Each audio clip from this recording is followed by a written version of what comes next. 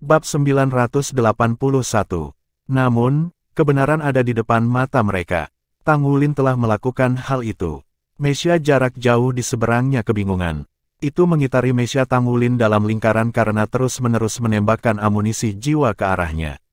Jika itu adalah kontes konsumsi energi, Mesya jarak jauh tidak akan khawatir.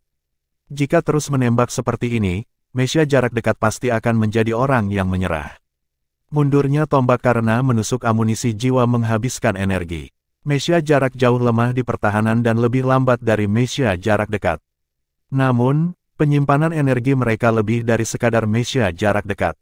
Pertempuran yang terseret seperti ini adalah sesuatu yang ingin dimainkan oleh Mesya jarak jauh. Saat ini, lawan Tang Wulin kemungkinan besar berpikir tentang bagaimana ia bertemu orang yang aneh. Apakah orang ini datang ke sini untuk mati? Namun, Tang Wulin terasa berbeda. Baginya, amunisi yang tak berujung menembakkannya adalah kesempatan baginya untuk berlatih dengan tombaknya. Dengan setiap tusukan tombak, lintasan tampaknya meninggalkan jejak di benaknya. Hanya dalam waktu singkat, dia telah menikam 100 kali dengan ratusan lintasan tercetak dalam kesadarannya.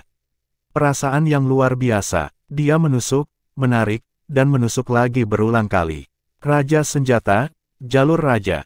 Energi kedua belah pihak terus berkurang.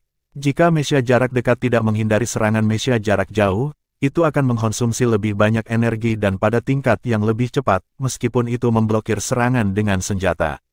Tingkat energi Mesya Tang Wulin sudah pada tingkat kritis setelah 10 menit. Lampu di ruang kontrol internal berubah merah untuk mengingatkannya, tetapi Tang Wulin tetap tenang saat dia mengendalikan Mesya untuk menusuk waktu dan lagi.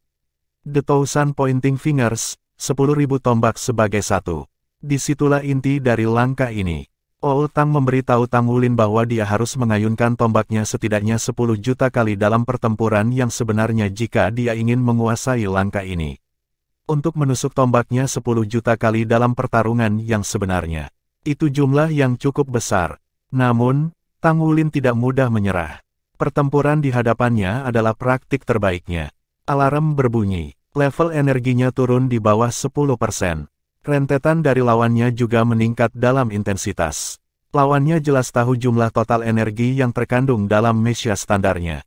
Mesya jarak dekat Tang Wulin akhirnya bergerak. Dia tiba-tiba berlari ke depan. Pendorong di belakangnya bersinar terang. Tepat ketika mechanya ditinggalkan dengan energi terakhir, dia membuat serangan maju dengan Mesya jarak dekatnya. Tentu saja, dia ingin menang. Hanya dengan menang dia dapat melanjutkan ke tahap berikutnya dari kompetisi untuk lebih jauh bertemu orang-orang yang akan memberinya kesempatan untuk berlatih dengan tombaknya. Di dalam Mesya jarak jauh, jejak penghinaan muncul di tepi bibir Master Mesya. Apakah dia hanya memikirkan serangan balik pada saat terakhir?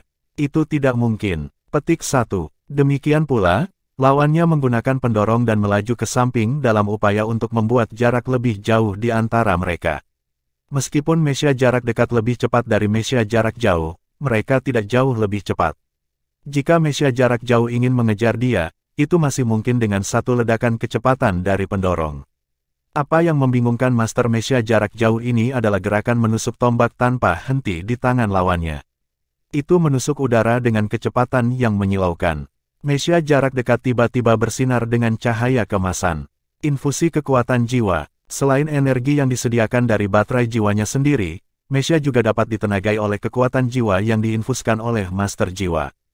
Ketika Master Mesya jarak jauh melihat Tang Wulin melakukan ini, dia tidak terkejut tetapi justru bersukacita. Pada saat yang sama, dia meningkatkan jarak di antara mereka. Dia terus menembak dengan meriam jiwanya. Setiap Master Mesya jarak jauh memiliki hati yang ditentukan dan kesabaran yang cukup. Pada saat ini, dia merasa ada sesuatu yang tidak beres. Dia memperhatikan kontrol dari mechanya tiba-tiba melambat. Ketakutan yang tak terlukiskan tiba-tiba muncul di lubuk hatinya. Bahkan Mesya berukuran besar seperti itu tidak bisa mengurangi rasa takut yang ada dalam dirinya. Tekanan kuat memenuhi udara. Saat itu, dia melihat tombak besar dalam genggaman Mesya pengisian menusuk 100 kali dalam sekejap. Ujung tombak berkedip-kedip dengan cahaya kemasan redup. Kedua Mesya saling mendekat dengan cepat. Master Mesya jarak jauh jelas ingin Mesyanya dipercepat, tapi sepertinya ada sesuatu yang menekannya, memperlambat gerakannya. Jika ajang kompetisi digunakan untuk pertempuran antara guru jiwa, itu akan terlalu luas. Namun, untuk Mesya dengan ketinggian lebih dari 10 meter, semburan kecepatan yang tiba-tiba bisa membawa dua lawan cukup dekat sampai mereka bertatap muka. Apa yang baru saja terjadi? Master Mesya jarak jauh ketakutan. Bayangan tombak dengan cahaya keemasannya benar-benar menyelimuti mecanya. Lepaskan jiwa bela diri. Sangat terlambat. Petik 1. Itu di luar penilaiannya. Ketika Mesyanya hancur berkeping-keping dalam ledakan besar, dia dikirim keluar dari arena kompetisi. Dia tidak tahu bagaimana dia kalah. Tang Wulin memandang Mesya di depannya yang dirusak menjadi kecelakaan. Kemudian, dia melihat tombak di tangannya sendiri. Jalan Raja, hati Raja. Dia menggumamkan kata-kata ini di dalam hatinya. Tiba-tiba, secercah pencerahan muncul dalam dirinya. Tuduhan maju yang dibuatnya beberapa saat yang lalu bukanlah untuk mendekati lawannya tetapi untuk melepaskan kesadaran tombak di dalam dirinya. Jelas, basis kultivasi lawannya tidak kuat. Di bawah serangan dari kesadaran tombaknya, roh lawannya terintimidasi. Bahkan baju besi dari Mesya tidak bisa mencegah serangan mencapai dia. Dalam keadaan seperti itulah Tang Wulin mendekatinya untuk menghabisinya dengan satu serangan. Serangan itu tidak bisa dianggap sebagai Thousand Pointing Fingers, bahkan tidak mendekati. Namun, dalam kurun waktu singkat di bawah bimbingan Old Tang, Tang Wulin telah memahami seluk-beluk kesadaran tombak. Meskipun wawasannya singkat, itu cukup untuk meningkatkan pemahamannya tentang tombak ke tingkat berikutnya. Seorang raja menguasai dunia dan memiliki semua jenis kekayaan. Hati seorang raja stabil seperti batu bahkan ketika dihadapkan dengan 1000 jari menuduh. Jika dia akan menggunakan tombak raja, dia harus memiliki hati seorang raja terlebih dahulu. Hati seorang raja dengan tekad untuk menang dan kegigihan untuk menguasai tombak. Dia keluar dari Stardew Battle Network.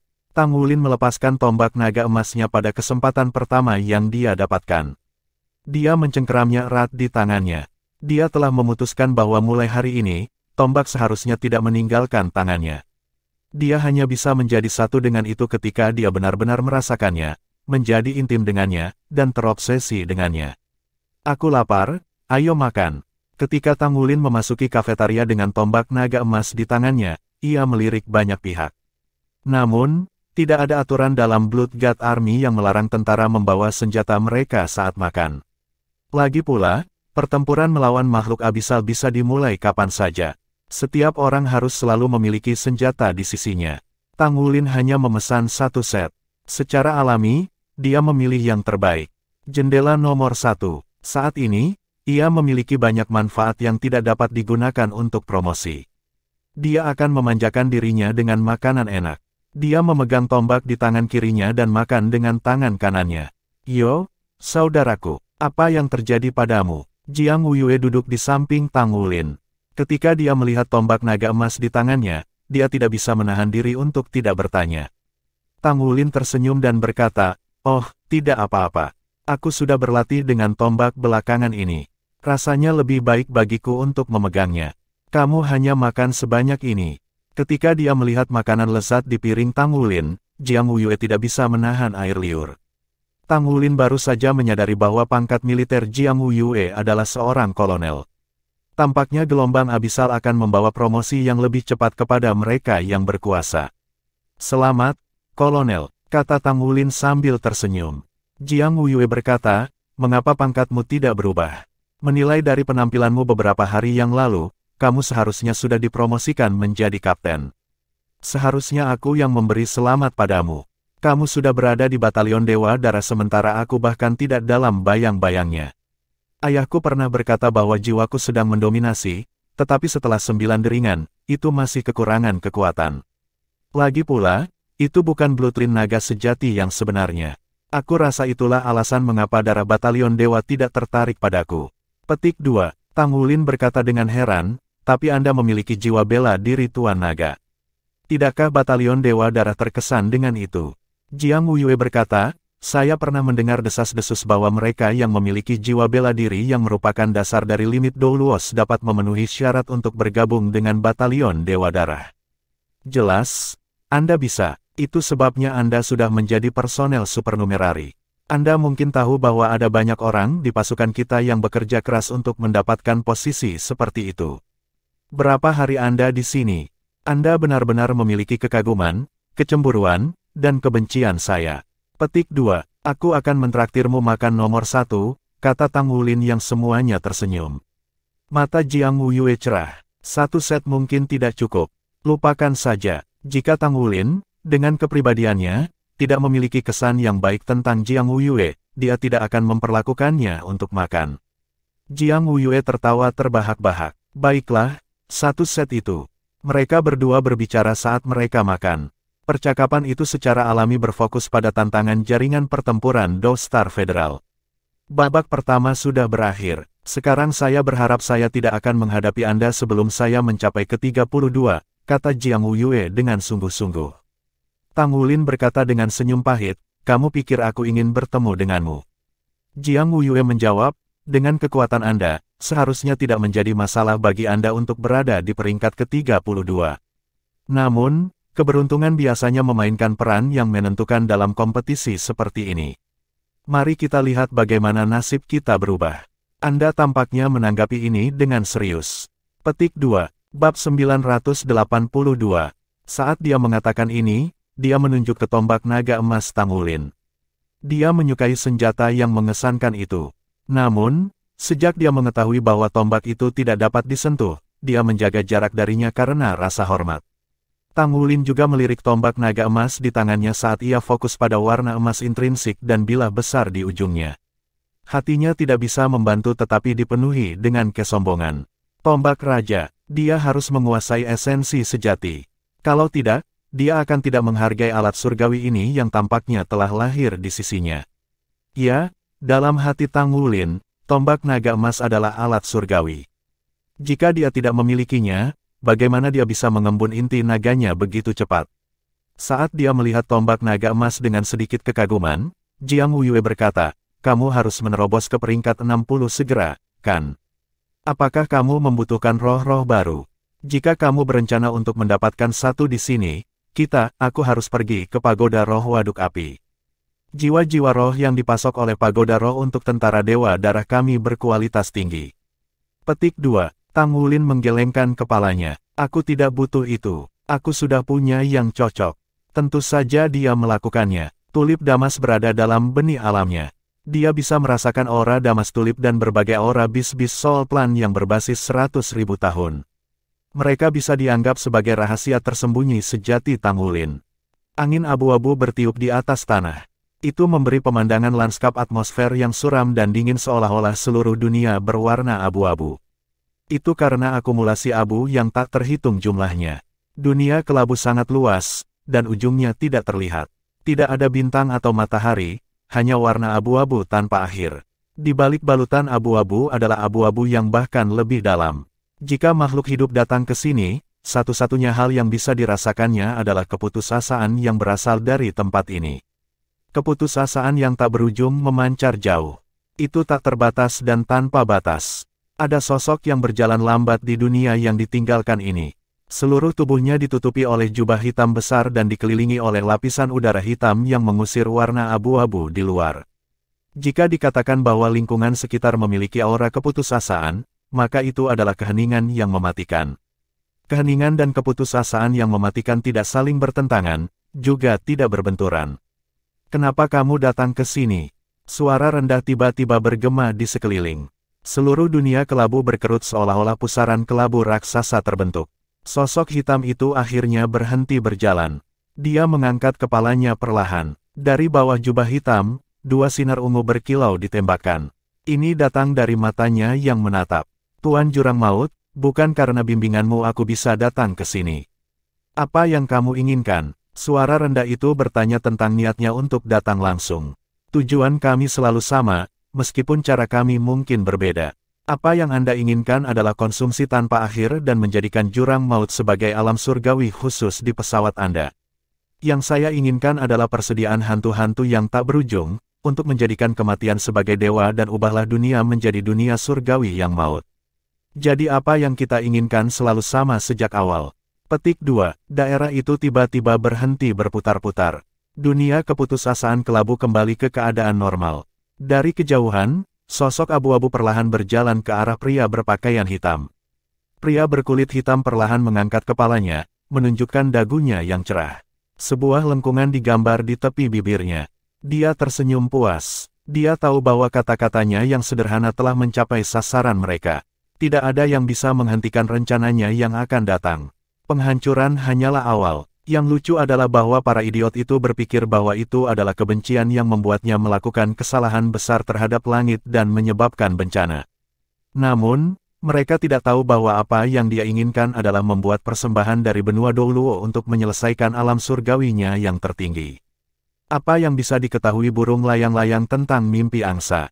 Orang-orang itu hanya semut. Ketika dia menjadi pendiri kultus Roh Kudus, dia sudah memiliki tujuan mulia ini dalam pikiran. Generasi saat ini adalah kesempatan terbaik untuk melaksanakan rencananya. Kedua sosok itu perlahan mendekat satu sama lain. Segala sesuatu di sekitar mereka mulai berputar-putar lagi. Namun, garis hitam ditambahkan ke lingkungan abu-abu. Keputusasaan, keheningan yang mematikan, kehancuran. Lampu menyala dan Tang Wulin memasuki jaringan pertempuran Stardow lagi. Di atas kepalanya, ada dua panah yang menunjuk ke atas. Itu emas dan perak. Panah perak muncul setelah dia memenangkan pertarungan Messiah pertamanya. Itu tidak diragukan lagi merupakan kualifikasi untuk melanjutkan ke babak berikutnya. Pertandingan kedua datang lebih cepat dari yang dia harapkan. Battle Network teknologi tinggi sangat hebat dalam arti bahwa meskipun ada jutaan kontestan, pertandingan bisa diselesaikan dalam waktu singkat. Dibandingkan dengan pertarungan yang sebenarnya, itu sangat nyaman. Cahaya redup berkedip, dan Tang Wulin tersenyum sedikit. Dia bergabung dengan tangannya di depan dadanya dan menyimpan tombak naga emas di pelukannya. Ya, tombak tidak akan meninggalkan tangannya. Kutub tombak bersinar dengan cahaya keemasan cemerlang, tapi jauh lebih redup daripada sebelumnya. Pemahaman Tang Wulin tentang tombak naga emas telah sedikit berubah setelah memegang tombak selama 2 hari. Dia telah menemukan bahwa ukuran tombak naga emas dapat diubah sesuai dengan keinginannya. Tombak naga emas di tangannya saat ini hanya 2 kaki panjangnya. Kilauannya lebih berisi sekarang dan tidak menarik banyak perhatian. Sekarang tampak kecil, elegan, dan imut dengan caranya sendiri yang indah. Pertandingan kedua akan dimulai. Dia bertanya-tanya lawan seperti apa yang akan dia temui hari ini. Tang Wulin tidak lagi memiliki harapan tinggi dengan keberuntungannya. Dia telah fokus pada pemahaman kesadaran tombak dan menumbuhkan kekuatan jiwanya. Dia sekarang berharap lawannya akan lebih kuat. Lawan yang layak akan dapat potensinya lebih banyak. Dengan senyum di wajahnya, Tang Wulin meregangkan anggota tubuhnya dan melangkah ke tanah kompetisi. Di depannya, ada sejumlah tokoh yang bergabung dalam pertandingan sebagai kelompok lampu. Setiap orang yang datang ke sini hari ini memiliki panah emas yang mengarah ke atas di atas kepala mereka. Setelah babak penyisihan pertama, setengah dari kontestan pasti sudah mengakhiri pertandingan mereka. Hari ini, hampir setengah dari mereka akan dihilangkan lagi. Sudah waktunya untuk pertandingan. Little Tang bersiap-siap untuk kompetisi. Lampu menyala, dan dia masuk kembali ke kompetisi. Memegang tombak naga emas di tangannya, Tang Wulin melihat apa yang menghadapnya. Lawannya memiliki sosok langsing dan sepertinya perempuan. Nama di atas kepalanya disembunyikan, dan tidak ada petunjuk tentang identitasnya karena dia juga memakai topeng. 3, 2, 1. Biarkan pertandingan dimulai. Tang Wulin. Suara yang datang dari seberangnya dipenuhi amarah. Tang Wulin tertegun. Suara ini sangat akrab baginya. Ini tidak mungkin. Keberuntungan saya ini benar-benar busuk. Aku ingin tahu apakah keberuntunganku yang busuk atau miliknya. Petik 1. Ya, bukankah itu suara Long Yuxue? Long Yuxue telah mengancamnya bahkan sebelum dimulainya pertandingan pertama bahwa dia tidak bisa menang melawannya. Namun, mereka berdua telah saling berhadapan sekarang. Bagaimana ini bisa tidak dilihat sebagai situasi lucu? Tanpa ragu, Long Yuxue tahu identitasnya melalui tombak naga emas di tangannya. Mereka makan bersama belum lama ini. Ini, Tang Wulin terdiam. Jangan berpikir bahwa kamu bisa mengalahkanku dengan mudah. Mari kita lihat apa yang kamu dapat. Suara Long Yuxue berubah dari marah menjadi sedingin es. Hal lain yang menjadi dingin adalah suhu di panggung kompetisi. Tang Wulin tidak bisa membantu tetapi merasakan sedikit ketidakberdayaan. Dia bisa memiliki roh pertempuran yang tinggi tidak peduli siapa lawannya. Namun, ketika dia berhadapan dengan orang ini di depannya, dia benar-benar tidak memiliki keinginan untuk berperang. Dia masih sangat berterima kasih kepada Long Yuxue. Sejak dia bergabung dengan Blood God Army, Long Yuxue telah memberinya banyak bantuan. Dapat dikatakan bahwa tanpa bantuan Long Yuxue, dia pasti tidak akan bisa berbaur dengan tentara begitu cepat. Jika bukan karena dia membawa dia ke pertempuran yang sebenarnya, dia tidak akan memiliki kesempatan untuk menampilkan kekuatannya dengan mudah dan bergabung dengan Batalion Dewa Darah. Karenanya, Tang Wulin masih berterima kasih padanya. Namun, kompetisi ini sangat penting untuk misinya. Ini akan menentukan apakah dia akan memiliki hak untuk mengajukan cuti untuk bertemu dengan kekasihnya. Dia tidak bisa kehilangan. Bab 983. Tang Wulin belum pernah bertarung dengan Long Yuxue sebelumnya, tetapi dia sadar bahwa dia sangat terampil dalam kemampuan serangan jarak jauhnya, terutama kontrol yang mengesankan pada senjata jiwa dan waktu. Namun, dia tidak tahu apa-apa tentang jiwa bela diri atau basis kultivasi. Tang Wulin menemukan bahwa Long Yuxue adalah master jiwa tipe elemental setelah 5 cincin jiwa muncul dari bawah kakinya. Jiwa bela dirinya adalah es. Tongkat es muncul dari daerah di sekitar tubuhnya. Dia tampak seperti landak es raksasa. Tang Wulin tidak bisa melihat cincin jiwanya yang bersinar di bawah penyembunyian es. Namun, tanah di bawah kakinya membeku dengan cepat dan warna biru sedingin es menyebar ke segala arah. Yang mengejutkannya, suhu panggung kompetisi besar menurun dengan cepat. Apa itu tadi? Domainnya, Raja Roh 5 Cincin yang mampu membuat domain. Ya dewa, monster seperti apa yang ada di pasukan ini? Tidak heran dia mampu menjadi letnan kolonel di usia yang begitu muda. Bukan karena dia beruntung, tetapi karena kemampuannya. Petik 1. Meskipun Tang Wulin tidak berencana kehilangan dengan sengaja, tetapi dia masih akan membiarkannya untuk melakukan beberapa serangan. Dia bisa mengatakan bahwa Long Yuxue akan membutuhkan waktu untuk mengeluarkan kemampuan tipe domainnya, jadi dia mungkin juga memberinya kesempatan. Hah? Ekspresi Tang Wulin tiba-tiba berubah karena dia menemukan bahwa meskipun dia tidak mencoba untuk menonaktifkan domain Long Yuxue, dia sendiri tampaknya tidak memiliki niat untuk menghentikan penyebarannya. Hanya butuh beberapa saat sebelum domain sudah mencakup sepertiga dari seluruh arena kompetisi. Arena itu memiliki diameter 500 meter. Itu dibuat sangat luas untuk pertempuran Mesya. Domain Golden Dragon Rage Tang Wulin hanya bisa menutupi area dengan diameter 100 meter ketika dilepaskan. Ini jauh lebih penting daripada hanya menjadi 5 kali lebih besar. Area domain Long Yuxue sudah melebihi ukuran Golden Dragon Rage milik Tang Wulin, dan domainnya bahkan lebih kuat dalam arti bahwa ia datang dengan efek berlipat ganda. Semakin besar domain, semakin rendah suhu di ruang yang dijatuhkan. Tampaknya memiliki efek kumulatif sehingga suhu yang lebih rendah akan mempercepat pertumbuhan domain sekali lagi. Apa yang terjadi? Mungkinkah domainnya benar-benar dapat mencakup seluruh arena kompetisi? Itu agak terlalu menakutkan, kan? Petik 1. Tang Wulin tetap diam, sementara dia merasa syok di hatinya. Dia ingin melihat seberapa jauh Long Yuxue sebenarnya bisa pergi. Temperatur terus turun sementara es yang tersusun rapi di sekitar Long Yuxue sudah sepenuhnya menutupi tubuhnya. Di Tang Wulin sangat dingin, setetes air akan membeku. Kabut dari napasnya berubah menjadi bubuk es yang tersebar di udara, jadi suhunya telah turun setidaknya minus 50 Celcius sekarang. Domain Long Yuxue tidak berhasil mencakup seluruh arena kompetisi. Es-es di sekitar tubuhnya akhirnya terbang ketika domain menyebar hingga menutupi hampir setengah dari arena. Es-es itu terbang ke segala arah. Di dalam domain, es-es itu melesat dengan kecepatan yang bisa diatur, tetapi es itu tumbuh semakin cepat. Es yang berdiameter kurang dari 1 kaki pada awalnya telah membesar menjadi 1 meter pada saat mereka 50 meter dari tubuh Tang Wulin.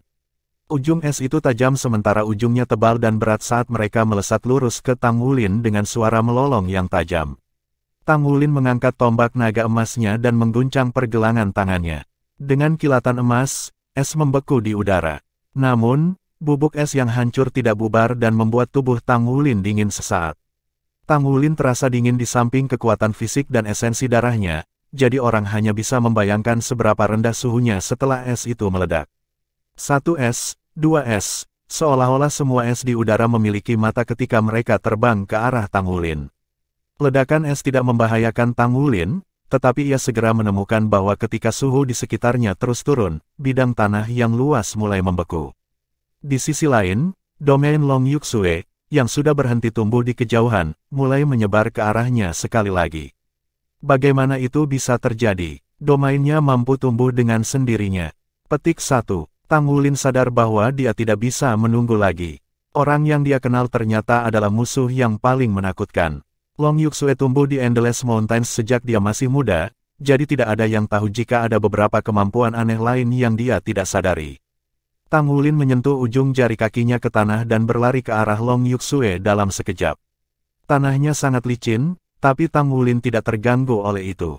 Sisik berbentuk berlian tumbuh dari bawah kakinya.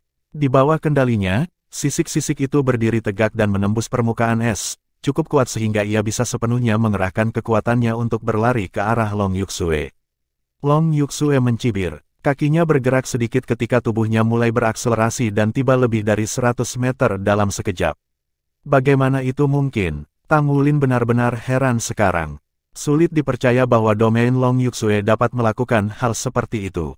Tidak ada keraguan bahwa menerapkan domainnya dengan cara ini berasal dari atributnya sendiri dan hanya bisa digambarkan sebagai ide asli. Namun, dia tidak punya pilihan selain mengakui bahwa Long Yuxue benar-benar kuat karena domainnya sudah dilepaskan sepenuhnya. Tidak mungkin dia bisa mengejar ketinggalan hanya dengan mengandalkan kecepatan. Long Yuxue mengangkat tangannya dan menembak pecahan es. Es itu kecil ketika mereka pertama kali terbang, tetapi mereka tumbuh semakin besar. Es itu terbang ke arah Tang Wulin seperti bola meriam dengan mata. Tentu saja, tubuh Tang Wulin, yang tampaknya terbuat dari perunggu, tidak dapat dirusak oleh es dengan mudah, tidak peduli seberapa besar mereka. Namun, masalahnya adalah bahwa es ini terbukti mampu mengurangi kecepatannya. Permukaan es juga membatasi gerakannya sambil memperkuat Long Yuxue. Domain tersebut mengkonsumsi sejumlah besar energi Long Yuxue, namun es itu tidak ada artinya baginya. Sangat sulit untuk mengatakan siapa di antara mereka yang kehabisan energi terlebih dahulu. Tang Wulin berbicara dengan senyum pahit, berhenti bermain-main. Long Yuxue berbicara dengan suara dingin, siapa yang bermain denganmu? Kalahkan aku jika kau bisa. Aku tidak akan menunjukkan belas kasihan padamu. Tang Wulin merasa terdiam karena dia bertanya-tanya siapa yang menunjukkan belas kasihan. Apa yang harus saya lakukan? Ya, tentu saja, ada jalan. Petik 1. Aku akan berterus terang kalau begitu. Kata Tang Wulin tanpa daya. Long Yuxue mencibir sekali. Aku ingin melihat apakah kamu bisa berterus terang juga untuk perubahan. Tang Wulin berhenti sejenak sebelum dia menarik napas dalam-dalam. Pada kenyataannya, cara termudah adalah melepaskan armor tempurnya dan mengandalkan kemampuan armornya untuk terbang. Dengan cara ini, tanah tidak bisa membatasi kecepatannya lagi dan dia bisa mengejar Long Yuxue. Namun, lawannya hanya seorang master armor pertempuran satu kata. Apakah dia dianggap pengganggu jika dia melepaskan baju tempur pertempuran dua kata? Berpikir tentang itu, dia berhasil menemukan solusi. Tombak naga emas keluar dari tangan Tang Wulin perlahan setelah dia menarik napas dalam-dalam. Itu tidak menusuk ke arah Long Yuxue tetapi ke udara. Long Yuxue berhasil menarik jarak lebih jauh antara dirinya dan Tang Wulin. Tang Wulin tepat di tengah arena. Long Yuxue tertegun sejenak saat menyaksikan tombak. Apa yang sedang dilakukan bocah itu? Namun, ekspresinya berubah segera karena dia melihat lapisan sisik yang tersusun padat muncul di tubuh Tang Wulin ketika tombak bergerak maju. Itu adalah tubuh naga emas Tang Wulin. Long Yuxue telah melihat Tang Wulin melepaskan timbangan sebelumnya, tetapi seolah-olah seluruh tubuh Tang Wulin bersinar sementara wataknya juga berubah secara tak terduga segera setelah tombak keluar. Dia masih terlihat sama, tetapi sikap dominannya tampak melambung jauh melampaui mereka, dan dia memancarkan aura yang khusyuk dan tak tersentuh. Itu seperti dia menundukkan dingin di udara. Tombak bercahaya sepanjang 7 meter meledak segera setelah tombak itu didorong ke depan. Fluktuasi esensi darah yang kuat meledak ke dalam kehidupan. Tidak hanya itu, cincin cahaya tersebar di bawah Tang Wulin. 4 cincin jiwa emas mulai berkilau dan bergantian dengan 5 cincin jiwa bela dirinya. Lusinan bila Blue Silver Grace menyebar ke segala arah secara bersamaan saat tombaknya menikam, menutupi area yang luas dalam sekejap. Di sisi lain, es keras di tanah mulai menghilang tanpa suara dimanapun rumput Blue Silver lewat. Long Yuxue bahkan lebih terkejut melihat bahwa warna biru es jelas muncul di rumput Blue Silver. Warna biru melonjak ke tubuh Tang Wulin dan berangsur-angsur berubah menjadi sinar keemasan samar kurang dari 5 meter darinya sebelum bergabung ke tubuhnya. Apa itu tadi? Dia samar-samar menyadari bahwa jiwa bela diri Tangulin adalah tipe tanaman tetapi dia tidak yakin yang mana. Saat ini, dia dipenuhi dengan ketidakpercayaan dan kebingungan ketika dia menyaksikan dia menghancurkan wilayah kekuasaannya sedemikian rupa. Segera setelah itu, Tangulin menusukkan tombak ke depan lagi. Cahaya tombak pertama masih berkilauan di langit ketika cahaya tombak kedua sudah berkedip keras dan bahkan lebih terang dan lebih jauh daripada yang pertama di langit. Semakin banyak tanaman merambat yang perlahan-lahan muncul dari tubuh Tangulin. Tanaman merambat ini tidak rata tetapi setiap kali seseorang berbaring, sebagian domain di tanah menghilang. Bab 984. Mengambil langkah ke depan, Tangulin mulai bergerak maju. Kali ini, tombak naga emas yang dia pegang di depan tubuhnya bergetar tiba-tiba dan menciptakan lusinan tombak cahaya dalam sekejap. Tombak emas yang tak terhitung jumlahnya berkilauan di udara dan mengeluarkan serangkaian ledakan sonik yang hebat. Suara itu membuatnya terasa seperti seluruh arena mencabik-cabik dirinya sendiri. Dinginnya semakin terdispersi. Tangulin mengambil 9 langkah maju berturut-turut yang menyebabkan ribuan lampu meledak dari pusat arena kompetisi sekaligus. Di sisi lain, Long Yuxue sangat terkejut menemukan bahwa aura Tangulin menguat dengan setiap langkah yang diambilnya, sementara sisik di tubuhnya bersinar lebih terang. Aura sombong menindasnya sehingga dia bahkan tidak bisa memaksa dirinya untuk mencoba menyerangnya. Dia tahu bahwa Tangulin sangat kuat, tetapi mereka selalu menjadi kawan seperjuangan. Jadi, dia tidak tahu bagaimana rasanya bertarung melawannya. Tangulin bahkan belum menyerangnya, tetapi dia bisa sangat memahami penderitaan Jiang Wuyue sebelumnya. Aura yang mendominasi bahkan lebih mengerikan daripada serangan langsung karena tidak ada cara dia bisa menghindar. Long Yuxue merasa roh dan pikirannya direbut oleh Tangulin, sementara atribut esnya, yang menguat berkat wilayah esnya, melemah. Tangulin bahkan tidak repot-repot untuk melihat ke arah Long Yuxue saat ia mendorong tombaknya ke depan dan melepaskan fluktuasi kekuatan jiwanya yang terkuat.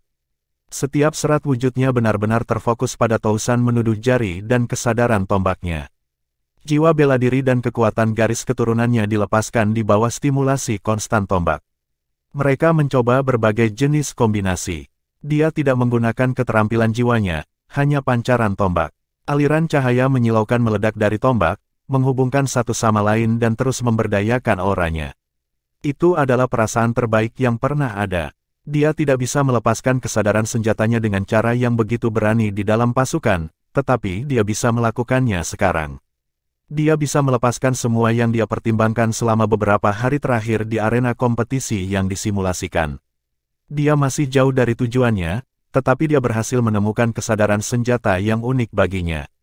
Dia berkultivasi dan tidur bersama dengan tombak naga emasnya setiap hari, dan ini akhirnya mulai menunjukkan beberapa hasil.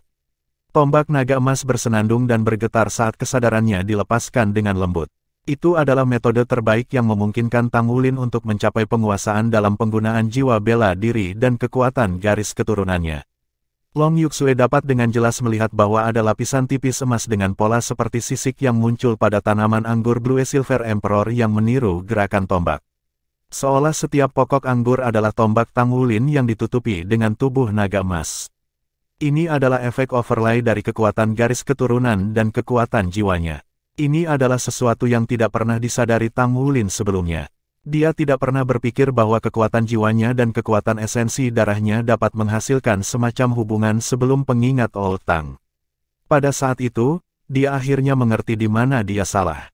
Dia tidak memiliki jiwa bela diri kembar, hanya memiliki satu jiwa bela diri Blue Silver Grace. Kekuatan esensi darahnya seharusnya membantu jiwa bela dirinya dalam pertempuran. Dia sudah lupa tentang ini karena Golden Dragon King Bloodline-nya cukup kuat untuk digunakan sendiri. Dia mengingat pengalamannya ketika berpartisipasi dalam kompetisi bintang Luo benua ketika Raja Rubah Sumu pernah menggunakan kekuatan garis keturunannya untuk memperkuat jiwa bela dirinya. Namun, dia tidak pernah mencoba melakukannya di masa lalu, hanya membiarkan jiwa bela dirinya secara diam-diam dipengaruhi oleh garis keturunannya. Dia memiliki segunung harta yang selama ini belum pernah dia coba gunakan.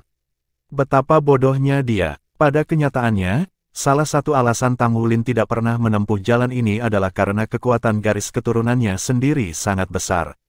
Alasan lainnya adalah bahwa dia sangat dipengaruhi oleh cincin jiwa garis keturunannya. Dia berasumsi bahwa dua cincin jiwa ini tidak akan pernah bisa muncul bersama dalam pikiran bawah sadarnya. Dia menganggap kekuatan garis keturunannya sebagai jiwa bela diri kembar. Dia tiba-tiba tercerahkan setelah bisikan Old Tang bahwa kekuatan garis keturunannya bukan jiwa bela dirinya. Dia seharusnya bisa bergantian di antara mereka berdua dengan nyamannya. Dia harus bisa menggabungkan keduanya, tidak hanya bergantian di antara keduanya, untuk mencapai potensi penuhnya. Pada saat yang tepat ini, jiwa bela diri dan kekuatan garis keturunannya akhirnya mulai menyatu dengan setiap tusukan tombaknya. Inti naga di dadanya perlahan tenggelam. Sinar keemasan menutupi seluruh tubuhnya sementara secara bersamaan melonjak ke pusaran kekuatan jiwa di perutnya. Bentuk seperti kristal di bagian dalam menjadi lebih jelas dan lebih jelas. Tang Wulin tiba-tiba mendorong tombaknya ke depan sementara ratusan tombak cahaya menyatu menjadi satu. Semua tanaman merambat Blue Silver Emperor emas tiba-tiba berdiri tegak, mencerminkan kesadaran tombak itu. Wilayah Long Yuxue meledak dengan ledakan keras dan berubah menjadi kabut es yang naik ke udara.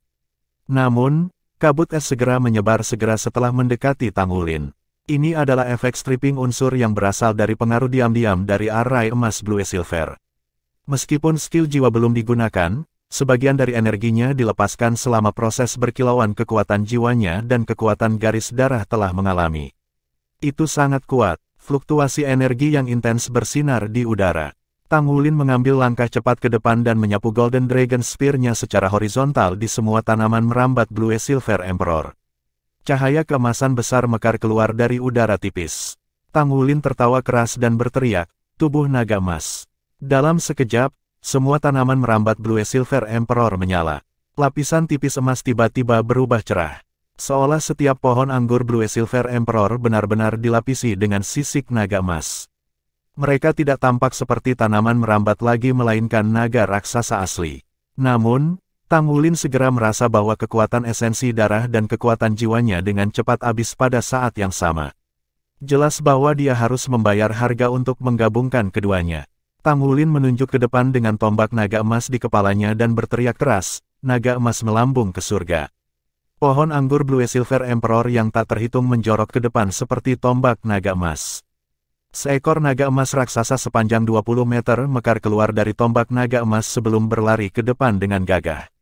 Di sisi lain, embusan energi naga emas halus bermunculan dari ujung tanaman merambat Blue Silver Emperor.